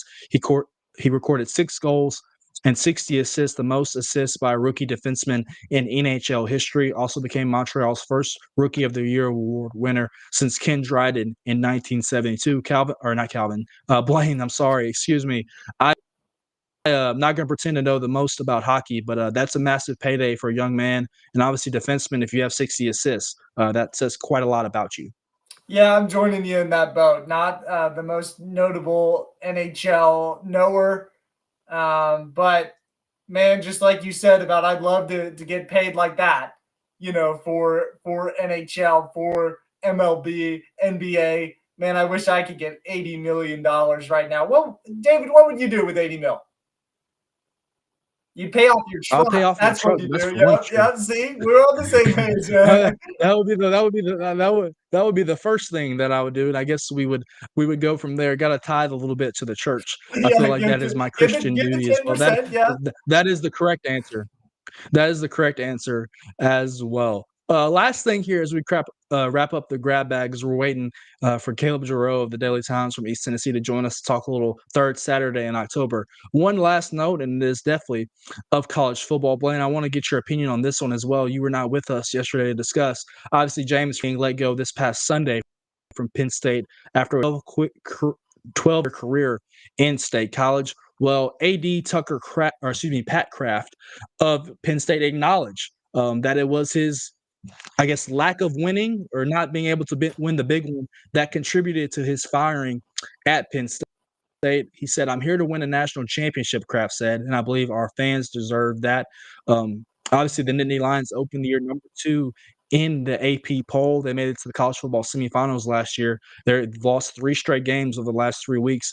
2 of them, coming by 20 as a 20-point favorite to UCLA, who was previously winless on the road, and 20-point favorite to Northwestern this past weekend in Happy Valley. They lose that one. So your thoughts on James Franklin getting the can and shown out the door after a long career at Penn State where he won over 100 football games and really was consistent but just could not win the big game. Yeah, just a tumultuous ending there for James Franklin. And it makes you wonder how much Kirk Cignetti's success was involved in all of this. Was Penn State paying attention to the fact that Indiana just went into Oregon and won on Saturday after James Franklin, 12 years into his tenure, could not do that, leading to that big moment overall? One interesting note that I tweeted out last night, there is a local tie here that's unfortunate, wild, crazy, all of those things together. Beach senior offensive lineman Jack Fuchs is committed to Penn State. Sunday saw his head coach that he's committed to fired. And then on Monday, his dad, offensive lineman assistant for the Titans, Scott Fuchs, sees his head coach of the Titans, Brian Callahan, fired. Then his lead offensive line coach, Bill Callahan, Brian's dad, leave the program with him. So there's a lot of change. And now Jack has to go play a game on Friday night against Gallatin. I'm interested to talk to him about all of these things. It feels like a pretty wild week to just be a high school kid that's connected to both of those things. Those are my thoughts. I know it's a little scattered, but I had a lot of things to think about with James Franklin, Penn State, and the Titans all together. Now, I'll ask you really quickly as we butt up against commercial break. Has he decommitted yet? Because obviously a lot of recruits have decommitted from the 26 and 27 class. Obviously, with the news that their future head coach will not be that. So has he made that decision? And I'm sure that's going to be a question that you talk to him about as well when you speak with him. Yeah, that's something I've got to ask him Friday. And with the state of college sports now, you just don't know if that scholarship is even guaranteed with the new coach that comes in. So I'd be willing to bet that Jack is going to be looking for a new college home. Has plenty of schools to pick from, though. Yeah, absolutely. And you mentioned his dad, with the Titans taking over as offensive line coach now, with Bill Callahan leaving with his son after their departure yesterday over at Ascension St. Thomas Sports Park. So it's been a wild and wacky last couple of days in the world of sports. We're looking forward to continuing that topic here as we butt up against the commercial break. Coming up after this one, though, friend of the show, Caleb JARREAU from the Daily Times in East Tennessee. It's the third weekend, or I guess the third week of October, the third weekend coming up, which means it's time for Alabama and Tennessee. They will hit the gridiron this weekend at Bryant-Denny Stadium in T-Town. We'll talk to Caleb about all the things surrounding the Vols and the Crimson Tide right after this on Main Street Sports Today. So stick with us.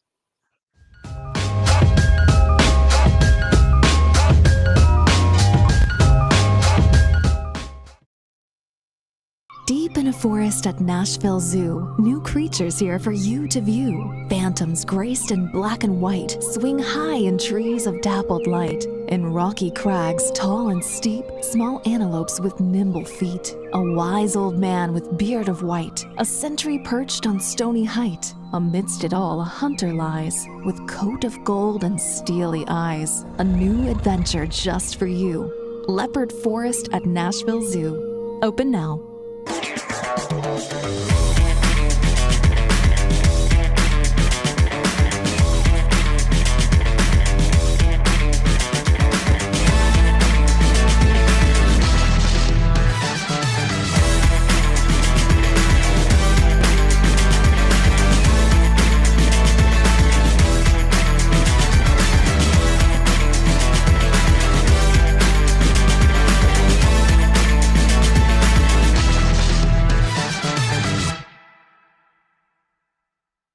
Jones & Lang Sporting Goods here in Columbia has been outfitting teams, officials, and anybody else from T-ball to college for 50 plus years. Be sure and check them out at 931-388-8060 or online at jonesandlang.com. Jones & Lang Sporting Goods, the look of a winner.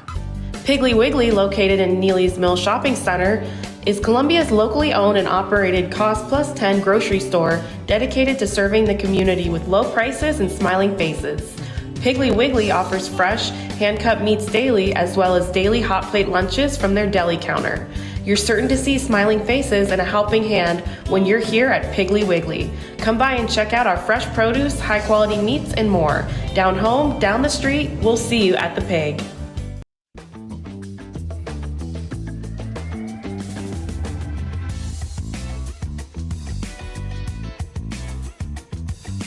Welcome back in. It's Top 5 Tuesday here on Main Street Sports Day, presented by the Tennessee Orthopedic Alliance of Columbia.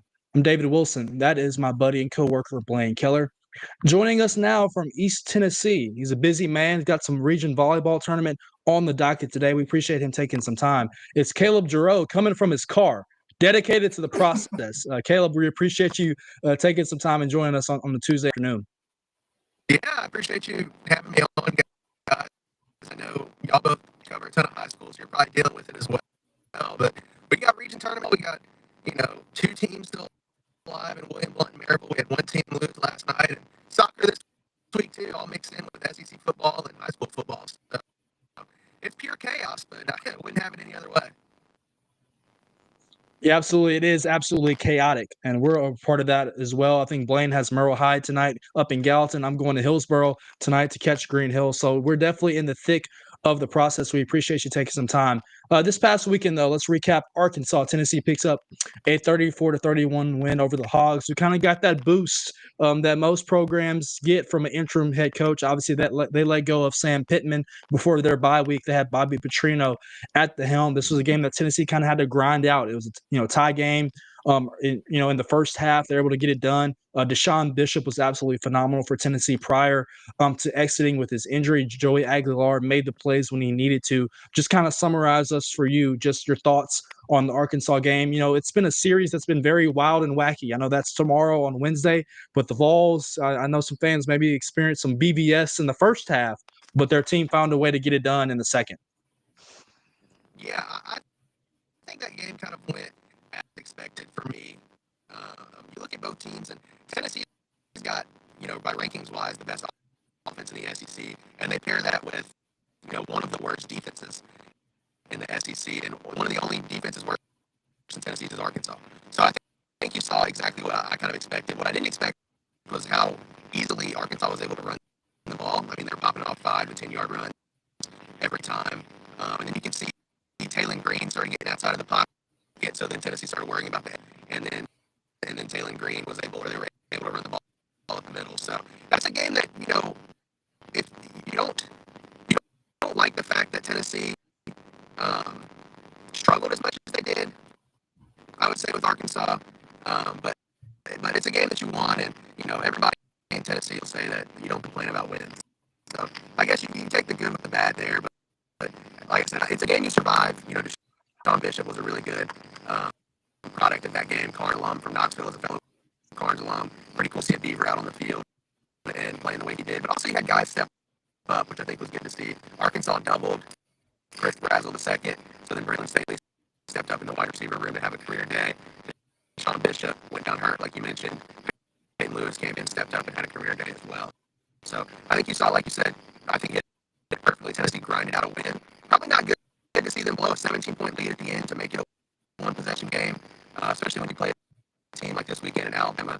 If you give up a lead like that, then Alabama's going to take advantage. So I think, lots of good, lots of bad, but just the Tennessee defense, man, week by week, you just see the red flags, and heading into this weekend, it's worrying for sure.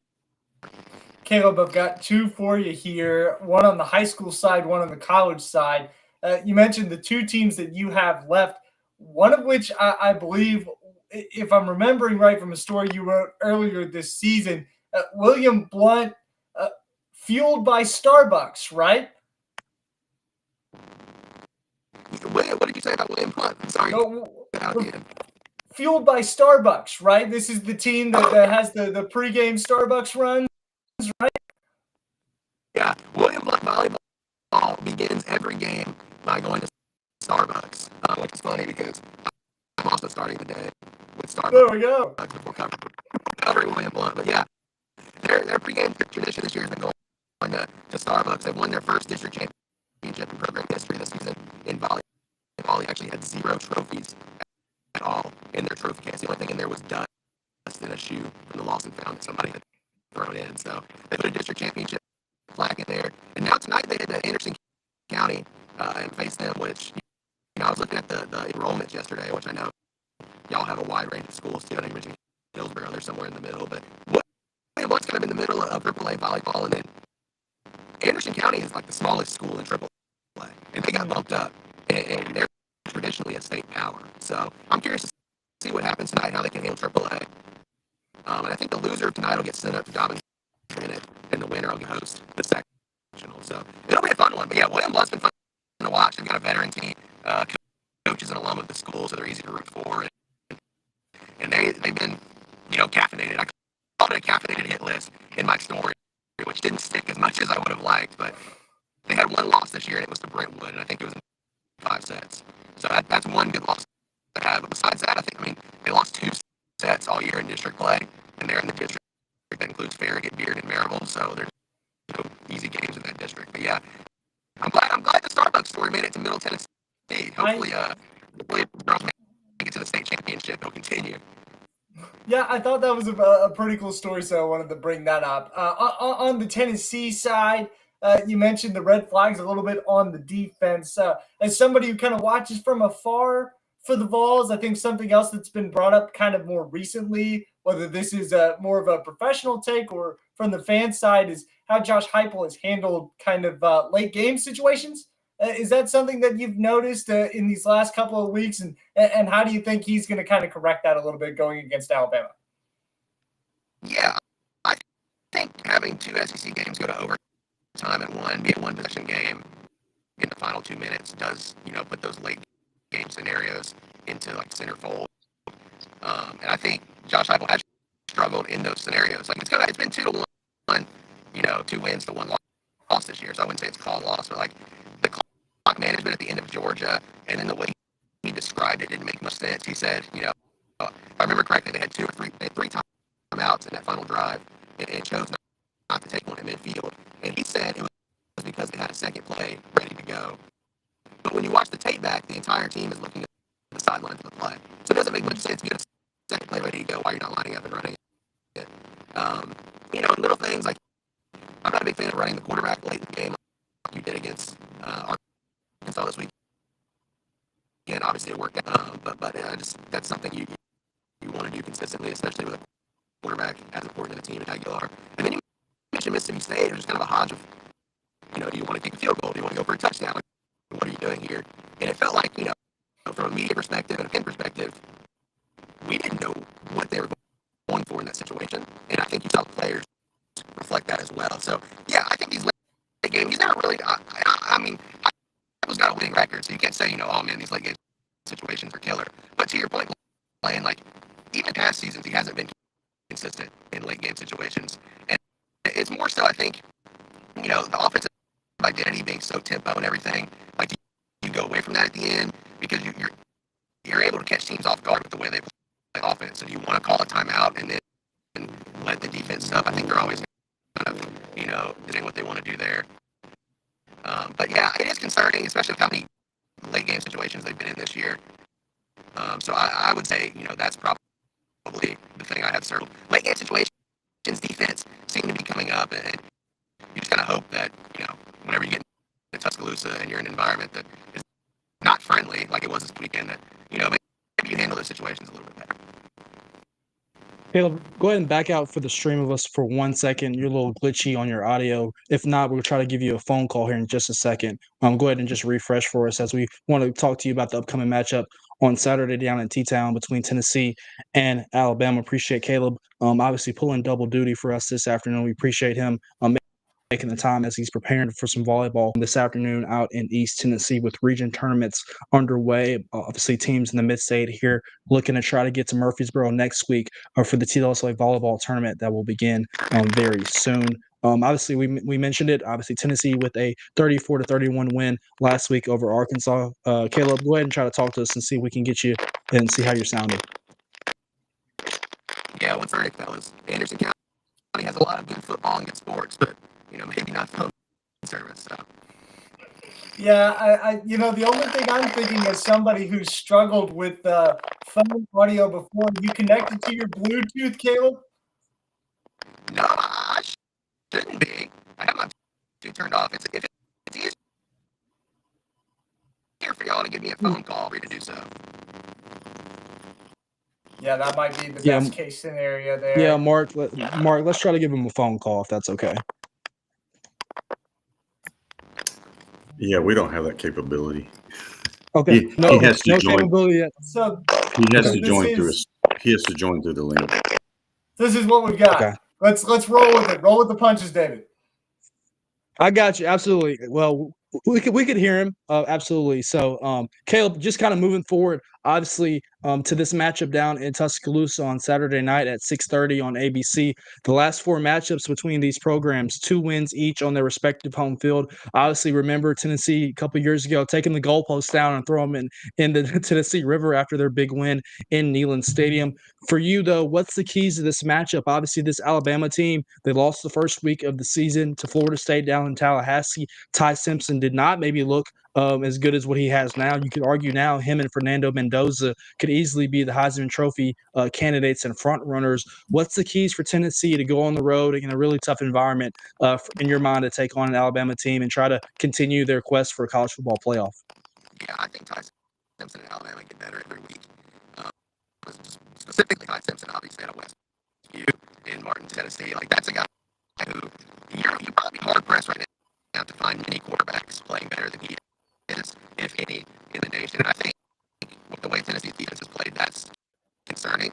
And also another thing I worry about is, you remember last year, all the talk about Ryan Williams being 17, how good he was going to play the game. And Jerron McCoy was able to silence him in that game, and that secondary played pretty well against Alabama.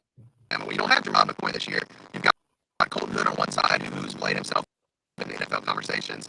But then, next to him, you have freshmen who are going to be in a very big moment on Saturday night. So I do worry about what Ty Simpson and that offense will be able to do to Tennessee's defense. So honestly, I wouldn't be surprised if it's a shootout on Saturday. Like I mentioned at the top, Tennessee's offense currently ranks, one of the best in the SEC in points per game, yards per game, first downs per game, passing, all the attributes you want to lead the league in. And then you look at the defense, and they are second class or third class in every attribute you don't want to be last in. Third down conversions, they're not having been consistent. Getting off the field, they struggle. Defending the pass, it's one of the easiest defenses to run on in the SEC. So I worry about what Alabama's offense will be able to do. But on the flip side is Tennessee defense has been weird to kind of sum up because they're very opportunistic. They get sacks, lead the league in sacks. I think they lead the nation in forced fumbles. They turned a lot of those fumbles into touchdowns. So, I kind of look at it both ways. And I think whenever you get in a rivalry like this, your weaknesses feel a lot weaker and your strengths, I feel like, come to play. So the line, I think, is 7.5 or 8.5. I feel like it's pretty big for this game, especially given, the recent history, how it's swung back and forth in rivalry. But I think at the end of the day, it comes down to what does Tennessee's defense look like, because that's kind of been the Achilles heel the past few weeks. It almost cost you against Arkansas. Mississippi State was a mix of the offense buttering at bad times. And then you look at Georgia, like, your offense was playing great against that Georgia defense, but your defense struggled to get off the field. So I think, what does the defense look like, and can you get the defense in the fourth quarter has improved through the games? Can you get that fourth quarter defense, for the full 60 minutes and make things hard on Ty Simpson? Because at the end of the day, he's still a younger quarterback, playing experience-wise, even as good as he's going to play. So I think make things difficult on him and see what happens. But yeah, I think at the end of the day, this sounds stupid, but can you score more than Alabama can? Because I think you're going to have to lean on that offense, and your defense is going to be on the field a lot. If you're playing good on offense, like every Tennessee football game under Josh Heupel, then what does that defense look like? And they force turnovers. Ty Simpson is not a guy who turns the ball over. I think he's got one pick to, double-digit touchdowns at this point. So he's not a guy who's going to turn the ball over, but Tennessee's defense either has to find a way to get a stop on third down, which seems to be rocket science for this group, or force a turnover. Caleb, I talked with Ty Simpson's coach for a separate story last week. His high school coach, that is, Jared Neal, who's now at Station Camp here in Sumner County. And at the end of talking with him, I just wanted to talk about Ty Simpson. What had he seen over the last 3 weeks that had gotten him so good? And what he had said was, Ty Simpson didn't really look bad against Florida State. He just didn't have a lot of help. So how have you seen in your preparation for this game Alabama get better around Ty Simpson going into this contest? Yeah, I think Ryan Williams started the year with kind of a sophomore slump, which was something that, I didn't expect very much, and I don't think a lot of people did, but he's played a lot better recently. They've got other guys around him. Something I'm concerned about is they've got some injury at the running back spot, but they've made it a lot easier, I feel like, the past few weeks on Ty Simpson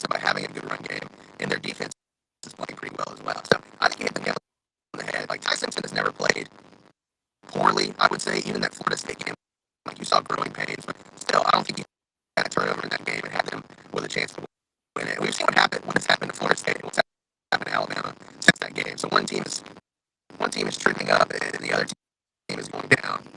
So I'm not really, all in all, they've kind of come together. And truthfully, Blaine, to your point, it's kind of the football in the transfer portal era, which you bring all these new guys in and you have the pieces you're sure of, like Ryan Williams or Ty Simpson, and you don't know what those guys will look like once they all get on the field together. And I think you're starting to see this Alabama team gel. And, we talked about Tennessee getting lucky with facing Georgia early in the season. You know the date of this Alabama game every year. It's the third Saturday in October. And usually by this date, Alabama has things figured out, and you can kind of see which way Tennessee is trending. So I hear, Ty Simpson's from a football family. So anybody, who doubted that he was going to be a good quarterback and get things figured out didn't know who Ty Simpson was. And it seems like he's gotten things figured out, and they're rolling. And like I said, it's going to be a big test for the Tennessee defense, which has struggled to this point. And, this game, Alabama really goes as Ty Simpson goes, and he's going really well recently. So, that Missouri game was ugly, but still, you never felt a doubt that Alabama was going to lose that game. I felt like it just wasn't one that they played their best. And at the end of the day, they didn't win, and they still didn't play their best. So I think Alabama at home, night environment, all eyes on Tuscaloosa, it's going to be Ty Simpson's game. Yeah, Caleb, absolutely. We kind of talked about this with you when you visited a couple weeks ago and talked with Calvin and I. The Georgia game should have been Tennessee's, but you still have the opportunity ahead of yourself. If you can go get a win in T-Town this weekend, how the schedule and the possibilities for the college football playoff open up. You have a home game against Kentucky on the 25th, followed by Oklahoma, which will be a big matchup. Obviously, the alma mater of Josh Heupel coming to Rocky Top, and then you close with New Mexico State at Florida, which has been a bugaboo for Tennessee for over a decade now, and then obviously finishing up with Vanderbilt. But if you can get this one, that path seems to really open up for you to not only be in the SEC championship mix, but be back in the college football playoff, which is the ultimate goal of this program. Yeah, I think that's another thing people aren't talking about as much with this Tennessee team. But at this point, every weekend is you're playing for your college football playoff hopes, because the schedule continues to get worse and worse week by week. I mean, Kentucky is not looking good at all. They might not win an SEC game. Florida looks terrible, and Billy Napier's probably on his way out. What other big win is on the schedule besides Alabama? Do you think you can get in the playoff at 10-2 with your best win being Vanderbilt? I find that hard to believe. So I think Tennessee, for reasons you just hit the nail on the head, they have to go win this weekend, because Oklahoma was going to be your other big game. John Mateer breaks his thumb, they go lose to Texas. All of a sudden, Oklahoma, that win is not going to win or loss. It's not going to weigh as much as it would have, 2 or 3 weeks ago when John Mateer looked like a Heisman hopeful and Oklahoma was rolling. So you really need this win this weekend for the sake of the college football playoff, because if you don't, you're going to end up in a position if you're 10-2, just like last year, where everybody's asking, well, what's Tennessee's big win? I don't think anybody in the country is going to be jumping up and down at a Vanderbilt win or an Oklahoma win this season, just for the simple fact that you lost your big games. And it's hard to argue to make a college football playoff when you don't win the big ones. And you mentioned, too, you still have to go on the road to Florida. And Florida's had some bad football teams in recent history and has still beat Tennessee at home. So it's a game that you have to win for the college football playoff. Nobody's really thinking about that just yet, but I would say the same thing about last weekend. If you lose to Arkansas, again, who's going to let Tennessee in the playoff at 10-2 with all the other 10-2 teams with a loss to, a team like Arkansas? They made it last year, but also they were helped by some outside circumstances. So I agree with you. I think they need this win for the college football playoff for the simple fact that the schedule is not strong, and that's nothing Tennessee could really control. I mean, when you scheduled Syracuse, they were a lot better, and the SEC makes the rest of the games. So I think the Vols are just kind of at the mercy of their schedule right now, and it's not a lot of big games after this, because nobody's really worried about a trip to Kentucky. Vanderbilt, they look a lot better with Diego Pavia, but still you don't know what that game's going to be. What does Vanderbilt look like at the end of the year? Florida doesn't look good. So yeah, I agree. I think you need this one for the college football playoff. I think you need all of them at this point for the college football playoff, especially you've already played 2 teams that have fired the coach. So could play 2 more. Florida and Kentucky. Yeah, Caleb, how much does that weigh in the mind I don't know if it weighs more in the minds of players or more in the minds of coaches at that point, but who do you think's thinking about that right now going into this game? I know if media members asked about it, they're not going to say it. But based on your expertise, who's thinking about that more going into this game, knowing that they kind of need it for the margin of error to make the college football playoff? Yeah, I think Josh Heupel knows, but he won't ever tell you. The staff has been really, really good. You know, the players and the staff are always repeating the same talking points of, you know, every week is go 1-0. You know, young guys don't have time to be young. All of their talking points are repeated top to bottom, which I think is a good sign for a program level, because how often do you see a Tennessee guy go into a press conference or something and say, you know, a quote that gets put on the bulletin board of the other team, or instantly gets picked up by like a bar stool on Twitter or something? You don't see it happen a lot from these Tennessee guys. I think that's a testament to the culture and a testament to the program, that everybody is on the same page, and they know that, you know, the college football playoff is a long way away, and you know, and your goals are in front of you right now, and that's what they've rolled with ever since, you know, that loss to Georgia. The talking point was, hey, our goals are still in front of us, and I agree with that for this team. I think that's a good way to look at it, because all of a sudden, if you start looking at the playoff and what other teams are doing, you get ahead of yourself. And you know, it's easy for us to talk about how Tennessee can roll into Lexington and handle Kentucky, or how Florida's down, but you still got to win those football games, and a lot can change from now to even, you know, this weekend or 3 weeks down the road. So I agree. I think, you know, I think they're aware of it, but they won't tell you, especially if you ask, just because, you know, Joey Aguilar used the quote rat poison, which everybody liked this year, the old Nick Saban, and people have eaten that up. And I think this locker room does kind of accept the fact that, you know, they control their destiny, they control their results, and they block out that outside noise. And, you know, when you look back to spring and everybody who was talking about Nico Iamaleava and Tennessee football, if you blocked out the noise then us talking about the college football playoff is like cupcakes compared to everything that happened with the program in spring.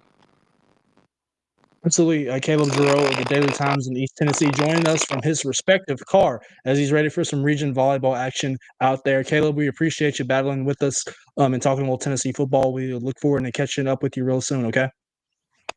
Awesome. Appreciate you, fellas. All right, boys.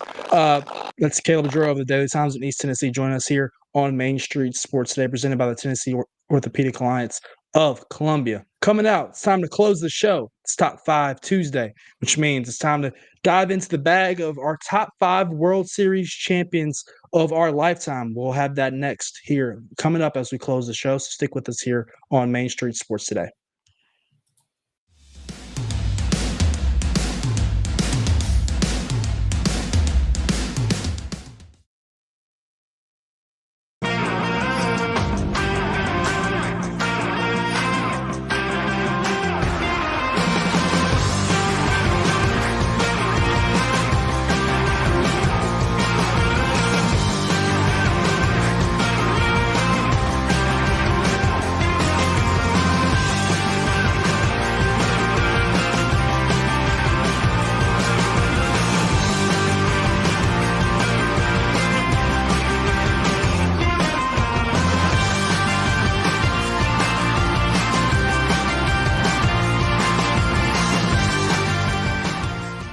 Being in Tennessee, we wanted to try to keep it as local as possible, so we have an entire section of our menu that is just dedicated to local whiskeys like Uncle Nearest, Jack Daniels, of course, George Dickel, Nelson Brothers, Greenbrier whiskey, and all of our taps are all local.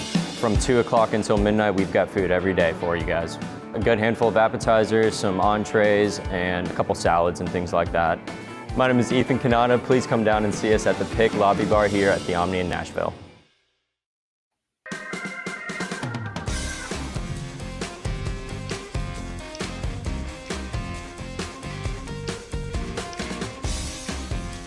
Top 5 Tuesday here on Main Street Sports Day, presented by the Tennessee Orthopedic Alliance of Columbia. David Wilson, that is Blaine Killer. Final segment of the show. It's time for our top 5s. And our top 5 today is the top 5 World Series champions of our respective lifetimes. Obviously, today, as Mark and Blaine had mentioned, is my birthday. And this segment also is brought to you, as I forgot to read the intro. Sorry. Tuesday is normally not my day. Normally it is Wednesday and Thursday for me, so let me make sure I thank the good folks over at Columbia Power Water. Tired of buffering and slow internet speeds? Upgrade your life with Columbia Power and Water CPWS Internet. Get lightning fast internet with speeds up to an incredible 1 gig. Stream game and work seamlessly, all for just $70 a month. If you're looking for a local service and local support, visit cpws.com or call us at 931-375-7777. Once again, that is 931-375-7777. And tell them your friends at Main Street Sports Today sent you. I want to thank them for sponsoring this segment as well. So, top 5 World Series champions of our lifetime. As we mentioned, today is my birthday. I date back since 1999. I believe Blaine dates back since 98 or 99. Wrong way. Wrong way. 2000? There you go. 2000. Okay, yeah. I keep on forgetting that I am just slightly older than you. But Blaine, since you are our guest today, you're not a normal contributor. You're filling in for Calvin as he is on volleyball duty, and Wade as well, who is out. We will let you go first with your best World Series champion for you since 2000. So I got a little more option than you, but we'll let you go first with number 1. Well, my baseball detail.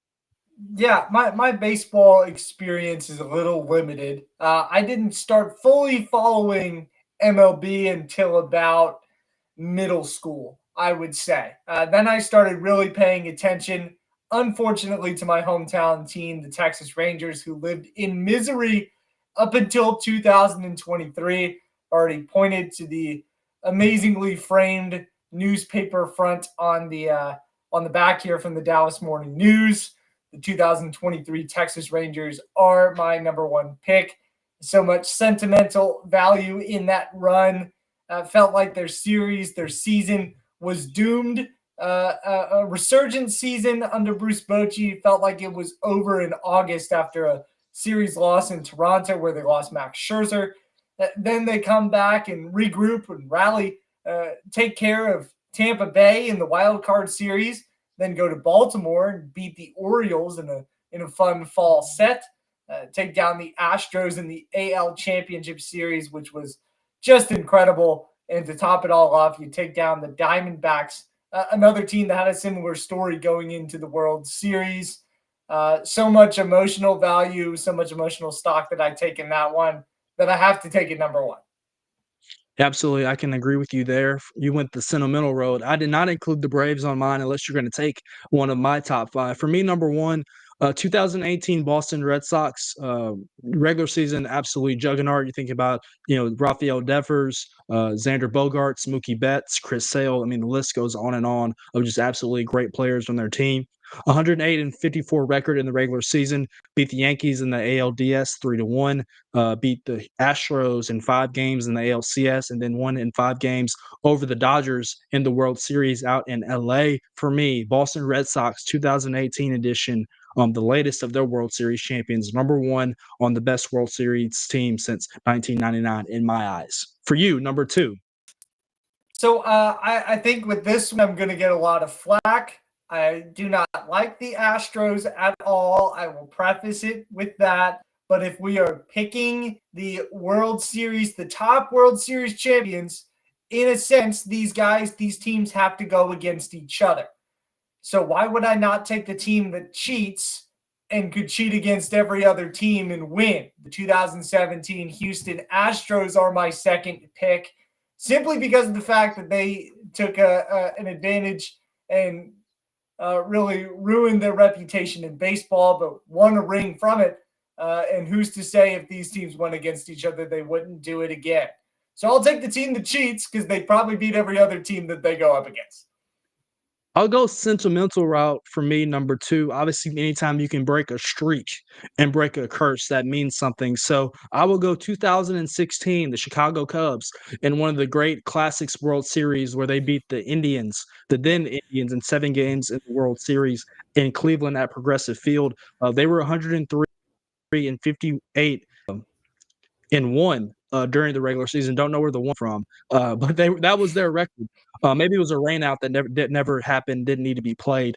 They beat San Francisco Giants 3-1 in the National League Division Series, beat the Dodgers in 6 games in the NLCS, and obviously went on to win the World Series over the aforementioned Indians, the number 2 team on my World Series. Obviously, Chris Bryant, Anthony Rizzo, John Lester, Joe Madden at the helm. Chicago Cubs, number 2. Blaine, let's try to pick up the pace a little bit with 3 minutes left in the show. Sure. To fill in on the tie for the Cubs, it did end in a tie in the 6th inning. It was called due to weather. So that was what happened in 2016 for the Cubs. One of the few super teams in Major League Baseball, the 2024 Dodgers. I will take them as my 3rd pick. They're just as powerful this year, likely to win it again. So I'll take the Dodgers at number 3 for 2024. I'm glad you left this one on the bone for me. 2004, once again, I guess I'm going to the well again. The Boston Red Sox, they beat the curse. First team in baseball history to go down 3-0 in a series and come back and win it in 4 games. That was the American League Championship Series over the rival Yankees, who were kind of the dynasty at the time. That Red Sox team would finish 98-64 in the regular season, swept the Angels in the ALDS, beat the Yankees once again after falling down 3-0 at Yankee Stadium in Game 7, then went on to sweep the World Series over the St. Louis Cardinals. 2004 Red Sox, number 3 on my best team since 1999 to win the World Series. Matt Cain, Madison Bumgarner, Tim Lincecum, all led by Bruce Bochy. That is as tough of a World Series rotation as it gets. I'll take the 2012 San Francisco Giants. Again, a little bit of sentimentals with Bruce, with Boch, and his ability to manage. But that World Series rotation is pretty tough to top. Give me the 2012 San Fran Giants. Number 4 for me, another all-time series. 2001, the Arizona Diamondbacks defeat the Yankees in 7 games on a Luis Gonzalez walk-off single out in the desert. Obviously, the Yankees were the dynasty at the time. They were going for 4 in a row. The Diamondbacks break the streak. They were 92-70 in the regular season. Defeated the Cardinals in 5 games in the NLDS. Beat my Braves in 5 games in NLCS. Went on to win the World Series. Arizona, number 4. Really quickly, number 5, Blaine, go ahead. Yes, number 5, 2019 Washington Nationals. Close it out there. Got you. Yeah, and then for me, the 2008 Philadelphia Phillies, they are number 5. Appreciate you joining in and sticking with us through a Top 5 Tuesday. Maurice and Wade will be back with you on Wild and Wacky Wednesday. See you guys tomorrow. Thank you for hanging with us.